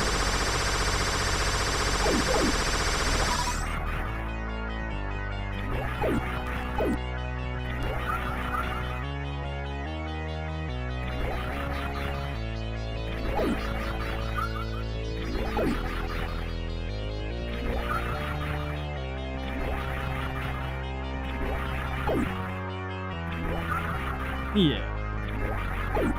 Oh, yeah. Oh, I remember the problem here. Ah. This hurts to look at. Look at this crap. Look at this crap. Like, what are we supposed to do here? Oh, wait. Actually, no. I'm sorry. In the original Metroid, this would be impossible. In this Metroid, it's not impossible. So, I tried this in the original Metroid, and I think it was also pretty difficult. But as you can see here, we already got it. I'm pretty sure I tried this last night in the original Metroid and couldn't do this. Like, I want to say I'm good at this, but they just make it easier. Problematic. Yeah, I did use that word earlier too. This is highly problematic in the original Metroid. It's not just the fact that she ends the game revealing more skin based on your progress. So in other words, they're rewarding your progress by making her experience misogyny. I love doing that. I love shooting the missiles like rapidly at. Oh yeah, we got energy. Oh shoot, crap. Oh crap, did you just see that? You just see that? That's so cool. Yo, watch this. What a tease that is. I love it. I'm so glad we got save states. Yo, this would have been me on the original Nintendo, like, That's just funny, man.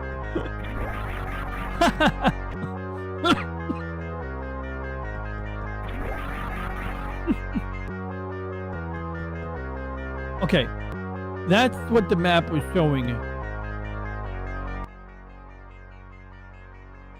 That makes sense. Now it makes a lot of sense. Oh, yes, it does. Where is that? Where's that tunnel? Yep. There we go. See that? See that? What do you see there? You see, like, this is basically saying, like, Admiral Akbar. It's a trap. So you got to jump over this crap just right. It's going to be 1, 2, 3 bricks over. So basically, yeah, 1, 2, 3 bricks in front of the energy tank. All right. Let's try it out. So we're already in the right place. Oh yeah, oh yeah, oh yeah. Man, you suck. That's, I am not Korean. How dare you call me Suk? I am not Korean or someone. But Suk was a sweet lady. I like her. She's cool. Good woman. Very good mother, actually. I know a lady by that name. She's a good person. And her kids are alright too.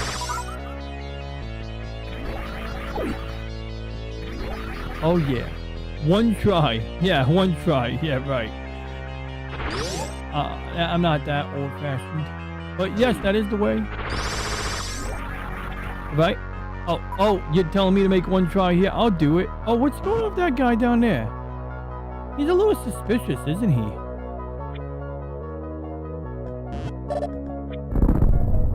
Right, we could do this.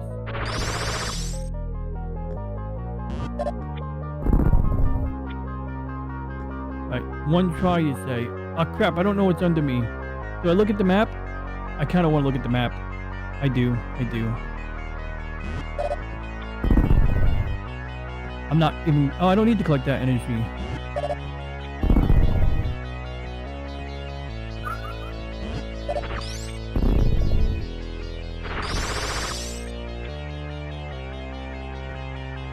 Oh yeah.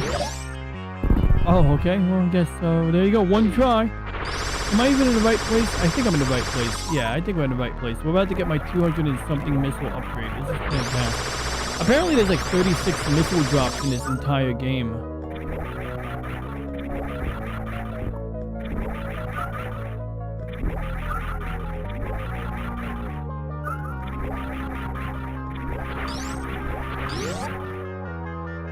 So in fairness, I gotta say, I'd be pissed off if I could only have the wave beam. Okay, I might be in the wrong place. I might have to go back. I think I gotta go back to that shaft. Let's see what we have here.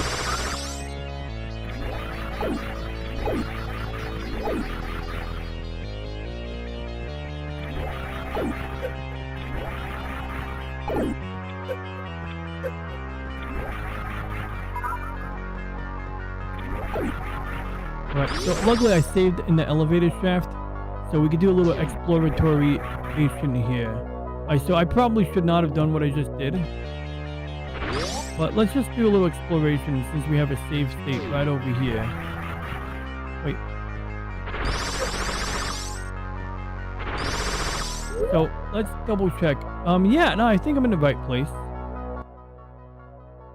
So we went over here, and yeah, I mean that's correct, right? Oh yeah, no, I'm in the right place. The trick was right over here. You can't fall.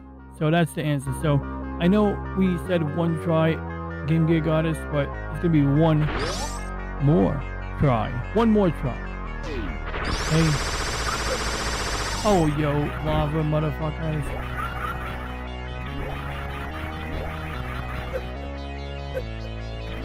I want to use the spinny attack on these guys the whole way.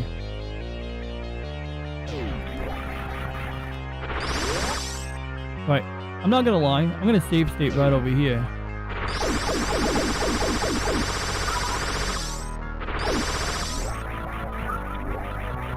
But yeah, yesterday I loaded a cheat and I played with unlimited missiles. It was pretty unsatisfying, but you still gotta kill enemies because if they're in your way, they'll make you fall down when you're, in a precarious spot.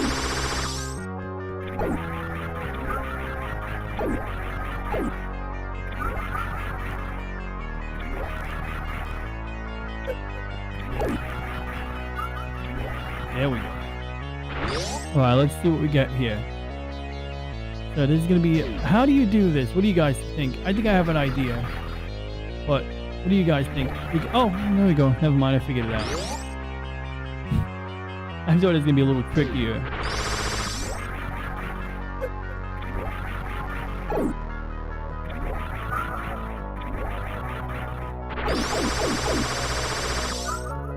Oh!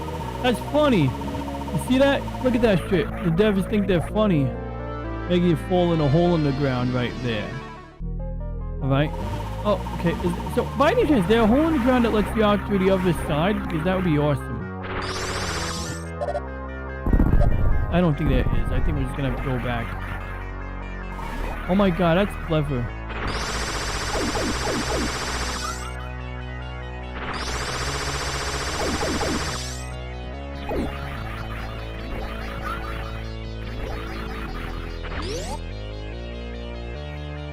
So, my predilection is to go to the bottom, but we do have options here. So I can either go left,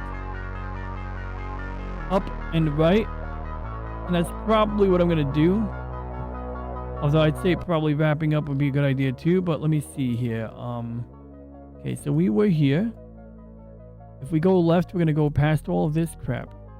And what I would plan to do is go like this, and then up this.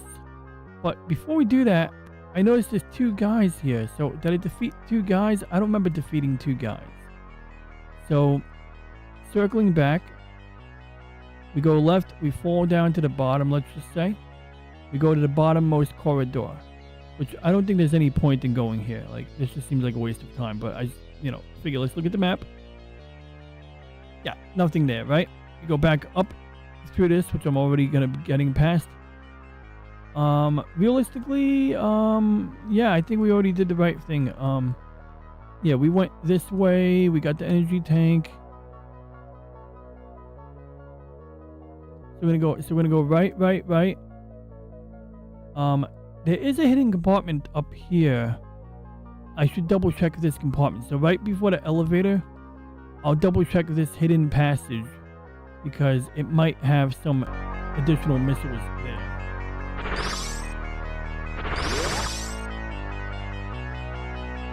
We're gonna speed run. We're not really gonna do a speed run, but we're gonna do this rapidly. Okay, so we have maximum energy.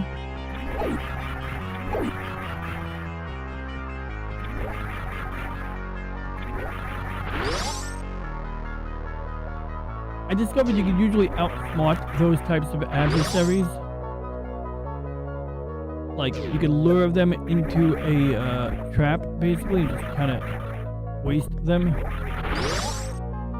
I should probably have picked up those energies, but I didn't want to waste time.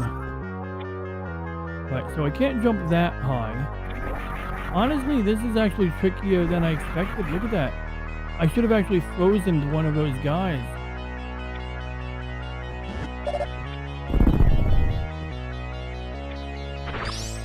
In fact, I got an idea. I'm gonna freeze this guy. Crap! I meant to freeze him, not kill him, but okay, that's alright. We don't need him. Oh crap.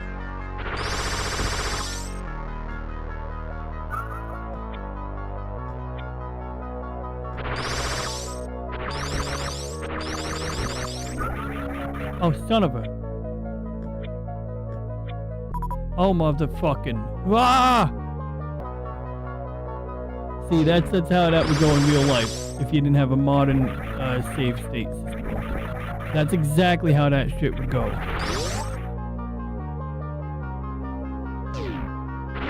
When I was a really young wee one, I could actually show you guys where it is on the map. But when I was really young, my brother and I were playing this game, and my brother gets to an area where you got those, you know, flying snails, those space snails, you know, the things that you can't blow up where they make the ding ding ding sound when you shoot them. And he went down like, he used the power bombs, goes down a shaft, and he ends up in this like bottomless shaft with no ledges, nowhere to walk, nowhere to jump, just a bunch of space snails.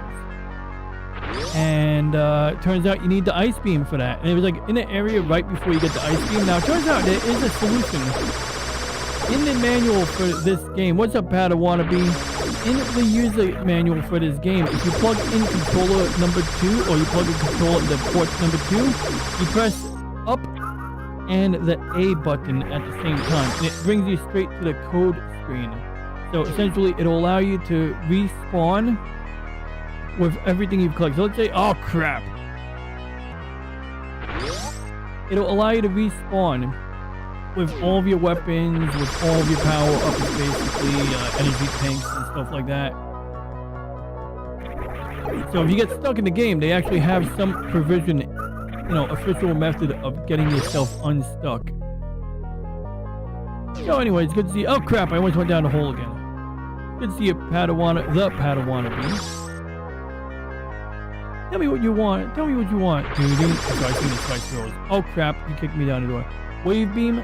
I had the long beam, but this is a remake that Game Gear Goddess insists is better. It is kind of better.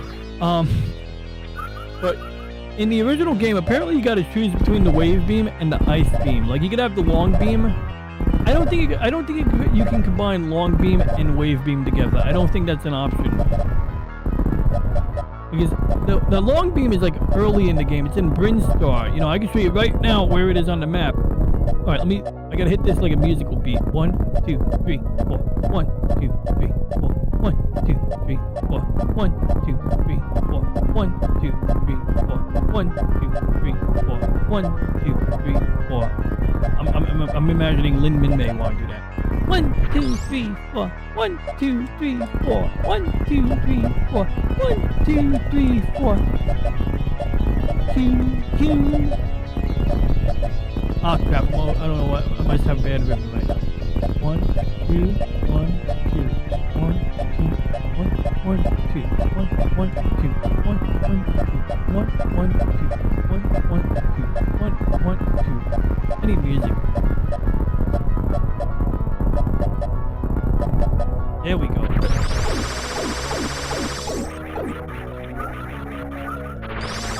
But yeah, in the original game, I could not figure out how the hell you even do this, except I was thinking actually, no, you need the ice beam, right? It's simple as that. So when I loaded that funny cheat code in, it gave me unlimited missiles, it gave me, you know, the power suit, the various suit, it gave me the screw attack, but it didn't give me the ice beam. So it's kind of like, now you gotta go getting the ice beam, so that's how I discovered I can kill Ridley in like 5 seconds. I mean, granted, using a major method of cheating. But in a way, that invisibility cheat is good for something. It allows you to, you know, kind of test things out. I mean, I'm sure that's literally what the developers would be doing. Of course, it's not the most authentic game experience, but sometimes there's times where you just want to have ways to practice certain features in a game, you know? Okay, wait. Is there a hole in the ground here? There's not.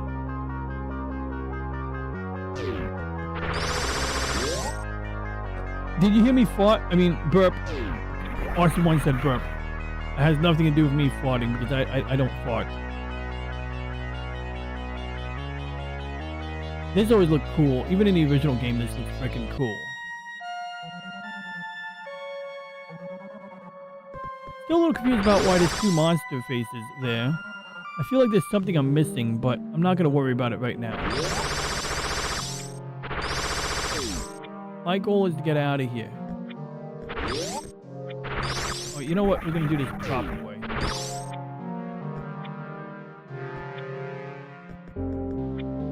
Oh, my.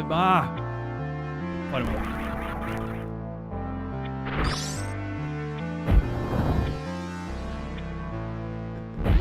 Oh, crap. I wasted a missile.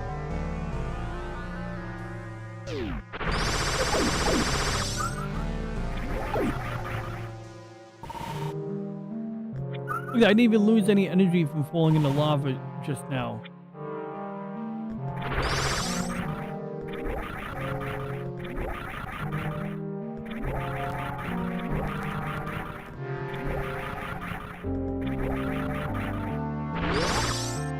Yankees don't produce methane, I guess. Well, our cows do. That's why we're all in great danger from climate change. If we don't switch to animal agriculture, if we don't switch to plant-based diets, which I always find funny, the idea that animal agriculture is so bad, but growing plants for humans to eat, that has no real impact. I mean, I don't know. I mean, I'm oversimplifying things, I will confess. But generally, I roll my eyes at that topic because it usually means that people of means, wealthy people and politicians get to go on private jets and do all this crazy stuff, but then they want us to do our part. But that's a whole other topic. I shouldn't even be bringing up that geopolitical crap right now. I'm sorry.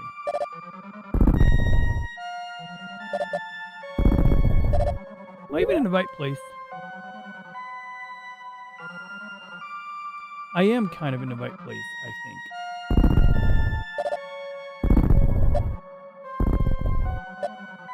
We Southerners have a lot of gas.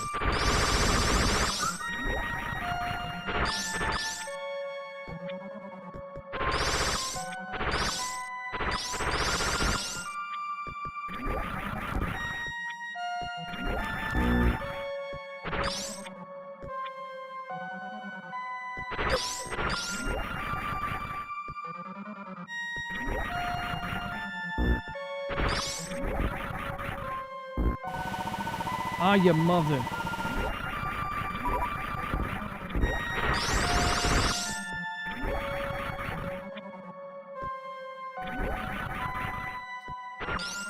Ah, you fucking whore. Watermelon leaves, guys. I talk trash to the game sometimes. I'll motherfucking. Can I freeze this guy? No, I cannot freeze that guy.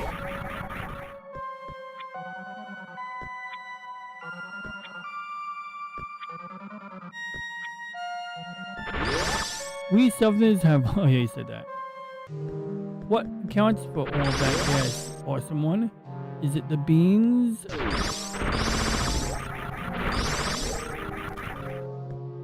I thought you were going to say us Italians have a lot of gas. Yeah, I remember. Who remembers in school when we were kids and you would be in class, right? Like, I'm sure you've done this before, guys, right? Where you fought in school, right? And it's a silent fart. So you're sitting there in class and you make a silent fart and you think nobody knows. But then it starts smelling like silent but deadly. And that would be fine, right? Except that, you know, you smell your own fart and you're like, oh, this is funny. But then some guy, some girl like, ew, what's that smell? Somebody farted. And then I can't hold in the laughter anymore. Like I start like being like, it's not me. And it's like I can't help but laugh when you know, like I was in school and I did a silent but deadly fart and then somebody caught on. I just like couldn't These days, I think I can hide it, but that's only because, you know, I think I've done that once before. Bought it and managed to not give it away. But usually I was really bad at not giving it away because I couldn't help but, like, laugh at it, you know? Getting a reaction. And yes, I will give you a picture of Reggie after the stream for the thumbnail. Oh, speaking of Reggie, glad you brought it up. Let's see if I can find it. Let's see if I can find Reggie's alternate pick. Do I have it in this folder or is it in my backup set? Probably in my backup set, my luck. Or it's in the old downloads folder. I need to find this real quick. Okay, so C:\/ Windows.old users Ronald.old downloads, and then if I do keyword Reggie, maybe.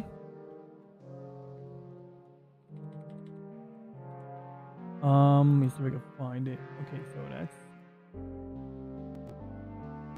some interesting content there.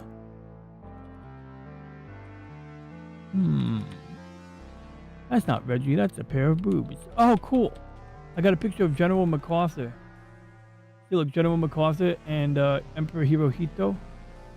One of these days, I'm going to do like an AI character, I think, with Hirohito. I was going to do a VTuber and then I was going to do the voice, but, you know, it'd be me doing like a high-pitched voice, and that might be a little bit on the wrong side. Oh, this is fun. This is from the time that I made a starship out of L. I did a Mecha Mizume starship. I took an existing picture of L, told ChatGPT to take a picture of the USS Reliant, and we got Mecha Mizume, but instead it's Starship Mizume. That's the ship from Star Trek II, the Raft of Farrakhan. I mean, Khan. In fact, this is the picture I took. That's the picture I took right here. See, that's the picture I took. See, that was not generated. That was a snip. But anyway, I'm going to my backup folder right now. Oh, I bought this. I bought a clear coat for my Gundams. It's a matte finish clear coat. And let me make sure there's no prawns after this. Okay, so this was the original. And then that's after the clear coat. A matte finish clear coat. And the guy put like a little cotton on it. It looked like smoke. But let me see if I can find Reggie. That's what I'm really looking for, guys. I'm 70% sure I have a picture of a new Reggie bot here, like a newer version of Reggie. Or so I thought. I mean, maybe I misplaced it. I could probably go into an old ChatGPT conversation, but I was really hoping I'd find it here, you know? Like, when you download pictures from ChatGPT, does it call the pictures like ChatGPT? It was the... Remember the time we had that stream Slim Limit and you came up with the idea something about the Vogron Empire? Well, that's essentially like where I got the bright idea from. That's where we generated one of the screenshots, I think. And I guess I'm just going to use this version, but I don't like that this version of Reggie has no arms. But he does have a moving articulated jaw. So there's that. There is that. Oh, look, the white base from Gundam. You can see this is where the gravity section is most likely located. Centrifuge. But anyway, that's a different topic. I'm looking for... Let me try to dig up an old ChatGPT conversation real quick, I think. That's probably my best bet. Whoever smelt it, dealt it.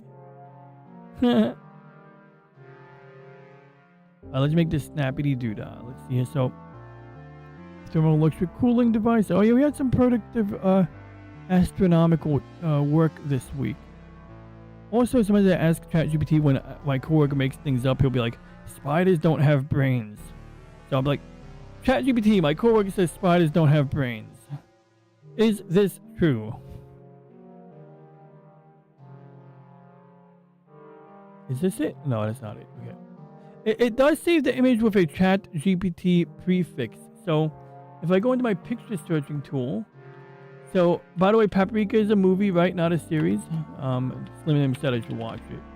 Okay, I'm kind of getting warmer here, but oh, I found it. Okay, so we have two options here. I'm gonna just copy pasta these two options into a pictures folder where we can, you know, keep it all tidy. So go to pictures, Reggie pics, Control V. Oh, and I do have a picture of Lexus here. I should include that picture of Lexus so that we can use it if we need to. By the way, guys, can you believe Elle made my turtles, the turtles that, you know, she kindly drew for me as part of a commission? She made my turtles a boss in her game, and you have to kill them. How inhumane is that? Including the baby turtle. But it's pretty funny, actually. It's pretty funny that it's like they're in space and they're shooting crap at you. I didn't get a chance to play the game tonight, but that is a thing, yeah. Oh, and do you guys remember Bernie from Gundam 0080? Well, I have a picture of him with a pile of hamburger next to him. We should definitely show that too, because that's a great picture. It is. Let's see, Bernie. I think it's also a ChatGPT picture. Honestly, I found a picture by accident a few hours ago. I don't see it right now. Oh, wait, is this it?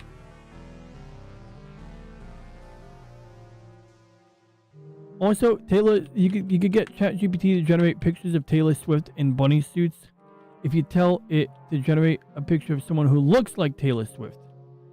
Okay, it won't do it if it's Taylor Swift, but it will do it if you say looks like Taylor Swift. Okay, so I found a picture I was looking for, but now I'm looking for a different picture. It's irrelevant, so I'm not going to focus on the pile of hamburger. I'm going to show you the picture that matters, guys. I apologize. All right, so here goes. Ready? Did I just hear the name David in the chat? I'm sorry, I just glanced at the chat while I was opening somewhere. Oh my God, there's a David Glenn here. Yes, David, I forgot to message you. Tomorrow at noon, I will be visiting Elle with Reginald. We don't call him Reginald, we call him Reggie. Good to see you, Dave. So anyway, this is the alternate Reggie right over here, right? Let me make sure that I can slideshow. Okay, good, we got this. All right, so wait, how do we go back to this? Yeah, so this is the Reggie we have now. He has no arms. This is alternate Reggie. Now, I was thinking about I don't really know how to make him have a mouth unless I just make his eyes fade whenever he speaks. But which one do you think I should use? I mean, this is what we have now. This is literally Reggie right now. But, I mean, does he need arms? What do you think? What do you think? You know, it should be a pretty fun experiment, you know. I tried to do some preparatory work, but we're just gonna roll with it, and I think it'll be pretty cool either way. Why is there a fly on my microphone? Hang on.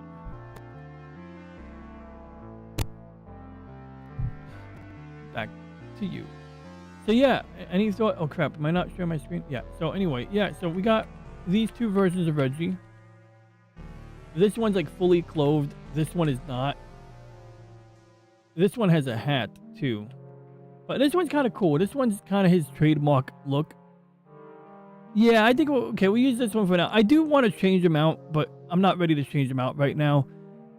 But I do personally think I like this one more, maybe with a little more experimentation. Because this one, I like it more, but despite me liking it more, it's missing stuff. You know, this one works. If anything, I'll probably go into Photoshop and steal the arms from this guy, or I don't know, use the clone stamp. I'll figure something out. There's got to be a way. Maybe not. Maybe I just won't bother. Maybe I'll put him in a tunnel. I don't know. You know, I could give him a little picture frame looking thing. You know, I'll leave it alone for now, though. Yeah, you know, it's good enough. I mean, you guys say it's good, so that's what matters. Now, do you want to know what Reggie was gonna look like? This is what Reggie was going to look like originally. I swear. Like, he forgot about the prompt that he had me generate. That I told him, like, you know, I want him to wear a shirt that says Baratinus Gas, which is, it means brothers in Belter. You know, Belter language from The Expanse. But apparently in this case, Baratinus Gas is a gravity assist systems company. He's got a crystalline key, sort of like the one in Battlestar Galactica, I guess.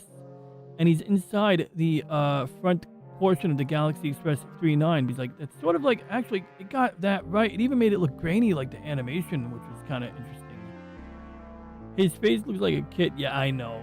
I mean, it looks kind of like a rough, tumble 20s guy in his 20s. Yeah, actually, That's sort of like what it was. Yeah, you're right. Herlock. Yeah, we're seeing Captain Harlock here. Absolutely. That's kind of like what I was trying to like. That is sort of what I was channeling when trying to produce the prompt there. So we did end up with that. This is the birthday card I sent to Punk Waddle. He never said thank you, by the way. That's okay. I'm sure he got it. I hope he got it, though. He might not have gotten it. That's why. Or he might have just saw it and said, oh, that's cute. You know, there's no response was necessary. But I thought this is the cutest fucking picture ever. Okay, like a turtle bringing a birthday cake to Penguin and Cubert. Come on. It's like, that's like, oh, man. It makes my own heart melt, man, just looking at this picture. Like, I don't know, man. Like, I love it. I might even frame this picture one of these days. Just so cool. I don't know. Maybe, well, that's the problem. His birthdays are only once a year. But I digress. I thought it was a cool picture anyway. Let me see what else we have. Oh, cool. 9/11's coming up soon, right, guys? So, this is a portion of a jet engine from 9/11. And I actually had to post this on Twitter with details. I actually posted the metadata on Twitter as part of my debate with some guy who was all like, it's a conspiracy. Well, I didn't say it like that. I mean, it is a conspiracy, but... Oh, that's cool. A Cray supercomputer. I'm just going through my pictures right now. This is one of my early attempts at generating pictures of Mars. And it's like, I told it, like, I want 2 moons. It gives me 4 moons. Or I say no moons, and it gives me 3 moons. I'm like, I just said no moons. And it's like, you're absolutely right there, buddy. You did say no... Like the conversation I had with this one, it was like, I said no moons. Why did you give me a 3rd moon? I said no moons. And he's like, you know, buddy, you're absolutely right. You said no moons. No moons means no moons. I got you. This time I'm going to give you a picture with no moons. And I think it like gave me like a 5th moon. Let's see. And then I tried doing some cool shit like where you have like blood on the ground and astronauts and scrolls like Warhammer 40K. But it didn't really do the Space Marines, right? You can see it like it sort of has the paper, but you just got regular, you know, lunar EVA suits here. So pretty dark, right? No, I was not in the towers. I was too young to be in the towers. This is after I saw the movie Battle of Jengsari. One of the North Korean soldiers turned out to be someone who was drafted by the KPA. He didn't actually care about the communists, but like ChatGPT generated his manga or comic book style. You're being drafted into the KPA, and the kid's like, oh, which is like terrible because that shit happened. Okay, oh, cool. Okay, I'm sorry. I'm going off topic here. This is from the Battle of Iwo Jima. These are the tunnels that, what is it? General, Colonel, Admiral Kiribayashi had built. So they have, are these guys doing harikiri right here or smoking joints? We got radio people down here, I believe. You got medical stuff. I guess that's a mess area and more medical stuff. I know they had beds carved into the wall, which is pretty badass. Okay, anyway, I digress. I'm sorry, guys. We're going off topic here. Let's get back on topic. I can't get Grok to generate images of characters in 3/4 view. They come out facing forward. That's funny you mention that. I've had mixed reviews, mixed results with that sort of thing, you know? Dolly is a sheep clone.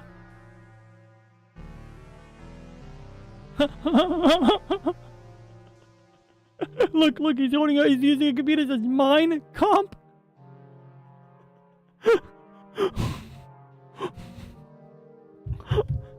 This is actually like one of the things I always wanted to do, and when we finally got proper AI image generation to work mostly well, I was like, I was like, oh god, I gotta do this, and I finally did it. I finally got a picture of this guy holding a book about his it's like instead of Mein Kampf, it's an operating manual for his PC. Right, so it's just superior, and you can choose base models and lower. Oh yeah, so actually, I'm glad you brought that up. ChatGPT uses an external AI image generator called DALL-E, and it's just superior, and you can it's true, and you can choose base model. So, question about that: the website you told me about, I remember using that website once. Was that the website? Was it literally DALL-E? Like, was that the website? Because I want to, freaking, that website was good. It was like artist. No, it's not artist.io. DALL-E without ChatGPT, was it? 'Cause I remember this website where you could plug and play and mix and match different models, and you can kind of be very specific on how to get it to do things. I don't know if this is the website here. Maybe it's this website, but it might be this one. It might be this one. I don't know.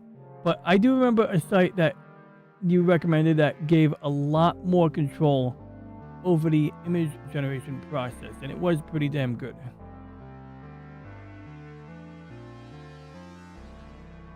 These are turtles at the Battle of Iwo Jima.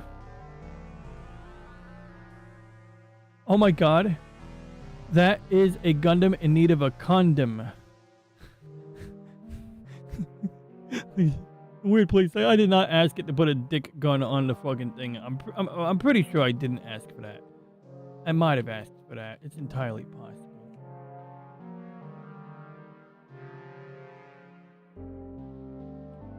We did that episode once where we talked about, you know, we look at the moon.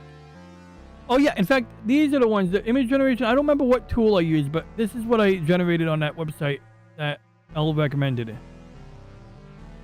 I keep alternating. I don't like doing slideshows without being sure that the pictures are safe. We have an Ovil's logo here, the orange devils. But yeah, you know, it did do that. Man, AI is racist. AI is racist? Honestly, it's the beholder in this case. I mean, I'm not saying I'm racist. I'm just saying that I definitely asked AI to do some stuff. Let's put it at that. Yeah. Okay, so what was I looking for again? Well, I guess I don't remember what I'm looking for. I guess we don't need to look for it, right?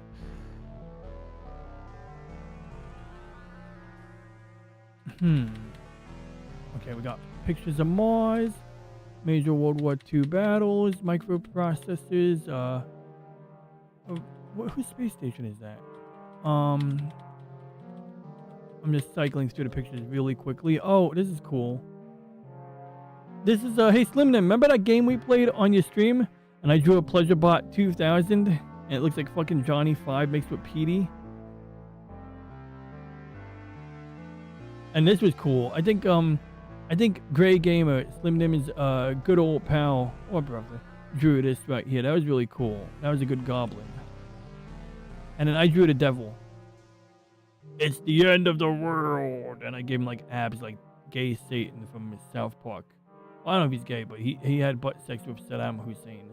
And this is me drawing a turtle. I rock so hard, it says. And he's rocking on a log. DJ-ist. I'm DJ-ist. Alright, so I couldn't find what I was looking for. I don't remember what I was looking for. So let's just lock down this Metroid game, and I will send Elle the picture of Reggie right after the stream.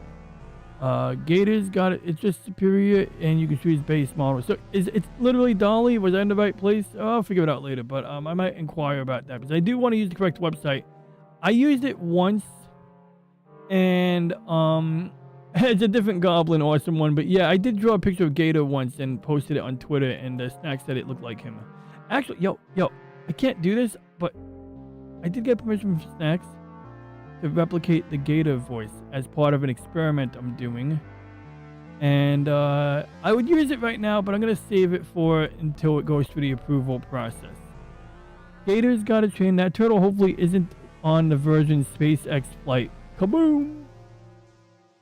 What? I'm sorry, I wasn't looking at the right screen. So yeah, I forgot where I am.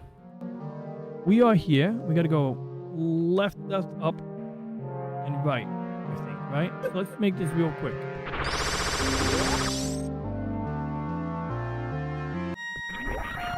I hope I didn't just come from this direction. Did I just come from this direction, guys? I think I just came from this direction. I'm doing this ass backwards. I'm gonna bookmark this and worry about this on my own time. So anyway, let's wrap this up. Let's raid Aris before it gets a little bit too late. I'll get the picture of Reggie for Elle. We got a picture right here. I'll send it to you right. Well, I'll send it to you right after I have your Discord up. In fact, I'm gonna send it right now before I forget. There we go. Picture of Reggie has been sent, so we're ready for tomorrow. So yeah, tomorrow at noon. Let's get those rating links open. So we got the Elle channel. If I click on the word live, the new stream will literally pop up. once it's scheduled. https://w.youtube.com/@lesex01/streams. Okay, that's noon ET as in Eastern time, not noon as in ET phone home. And then we're going to also pull up Aris's channel right now. I'm going to pay him a nice warm visit so that he may conclude his stream. Or not conclude, so he could get a raid. https://www.youtube.com/watch?v=sign ngx3 VW Stelps. And maybe we should give a quick final word to Reggie in preparation for tomorrow. Let's give him a picture of Lexus. I got a picture of Lexus right here. We're going to give Reggie a picture of Lexus and L. Alright, so we got Reggie here. Hey, Reggie, I'm going to send you a picture of LCX and Lexus right now. And these are the people who you will be interacting with tomorrow afternoon.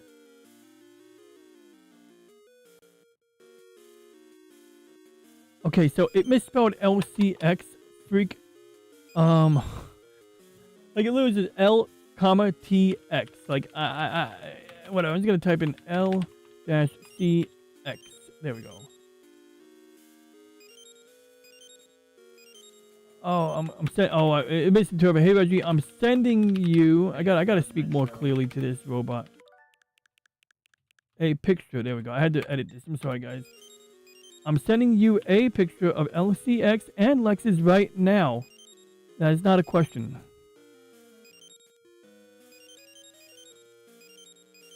What the... Wow, it misinterpreted me. Maybe it's listening to the game audio right now. These are the individuals we will be interacting with tomorrow afternoon during the stream. Let's see if that works. Oops, it's going to misinterpret that. These are the individuals we will be interacting with. Did I say disgusting? I don't know what I said. Maybe I don't know. I don't remember. Anyway, it doesn't matter. I'm ranting here. All right, so we're just going to send it to the wind. And I have to remember to mess around with my audio settings before bed. Got it. Thanks for sharing the pictures. So now I have a visual anchor for LCX on the left with the glasses and cat ears. And, well, like... I should remind him. Let's just let Reggie speak. I'm sorry, guys. Why am I reading for him?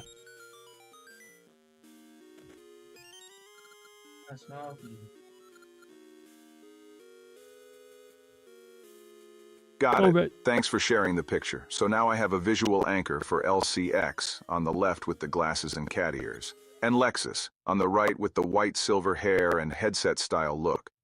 I won't try to identify them beyond that, but I understand these are the characters we'll be interacting with tomorrow. This helps me calibrate tone. Lexus comes across with a more tech-futuristic, polished style, while L is presenting as the bright, casual host. That means when Reggie shows up, I can aim for a balanced entry, respectful of Lexus's presence, but also playing along with L's energy. If you want, I can draft a short Reggie arrival line that acknowledges both L and Lexus at once, so it feels like a proper entrance to their stream. Want me to put one together? Yes, sir. That sounds like a great idea. Please do, and we'll be ready for tomorrow. Thank you, Reggie. So I'm not going to reveal to you what that Reggie arrival line is, guys, but let's go ahead and wrap this up. And if you want to see what the Reggie arrival line is, well, you can tune in tomorrow to find out. I do want to thank innumerable people for tuning in. Among the first was Slim Nim and Susanna Motion, proud single mother. Slim Nim, feel free to think. Okay, I read it correctly. I was getting those words jumbled. It was good to see Feel Free to Think. Lady Mist. We also had Moira Kitty here. Always good to see Moira Kitty here. And apparently both Slim Nim and Lady Mist think I gotta watch a movie called Paprika. I also want to thank, of course, Game Gear Goddess. And we had Real Wade Nation. Oh, Real Wade sent a link here. Let's see what he sent. I'm sure it's a video of a game. Time for another 2 update picks. Fortnite funniest funerals. Okay, that sounds depressing. But jokes aside, he actually got a pretty good view count on it, so that's good. I'm glad he did it. Let's see here. And we also had Arvis218, whom I will be rating in a moment. Will you? Because if you don't rate him, it's going to be a guilt trip. And awesome one who said ciao and God bless. So with that being said, for anybody who's watching on the replay, if you have any questions, comments, ideas, or concerns, please leave a comment. Please like and subscribe if you liked the stream, of course. And for now, we shall hereby end transmission on my mark. Oh, cool. Retro Doc is here. Hey, good to see you, man. Yeah, thanks for tuning in. If you want to see anything interesting, we did some interesting stuff today. Played a little Metroid. Did a little tweaking with my AI friend Reggie. This is Reggie over here. Oh, cool.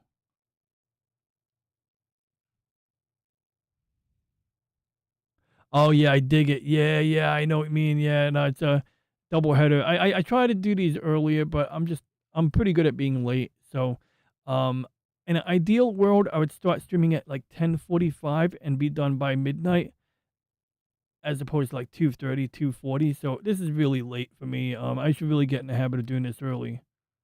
That's cool. I dig it. Yeah, I dig it, man. Yeah. So RetroDoc was just watching us and on different screens. Yeah, I got like my 3 screens right over here. So it's kind of like how I do it too. Sometimes I'll either have browser tabs if I'm on my laptop, but I dig it. Oh, that's so cool. That's flattering. Both you and your girl watch me. That's really cool. I appreciate that. I hope you enjoy the content. And of course, if you ever want to see more of anything you're seeing, leave me a comment, let me know. But otherwise, I'll just keep doing my thing as I always do, Like we got our boy Reggie. Reggie's going to be on El's show tomorrow morning. So I dropped the link as you see above. And it should be a good time. But yeah, thank you, Retro Doc, for tuning in. It's good from hearing from you. Hope you and your girl, continue to enjoy my content. And of course, if you see something you like and you want to see more of that, let me know. And for everyone else, the same applies to you guys. So once again, thank you everybody, up to and including Retro Doc and Awesome One, for tuning in. And Slim Nim, of course, who gives a thumbs up. And as I always say, if you have any questions, comments, ideas, or concerns, please leave a comment. And damn it, I said that already. Do it anyway. Please like and subscribe. Leave a comment if you want.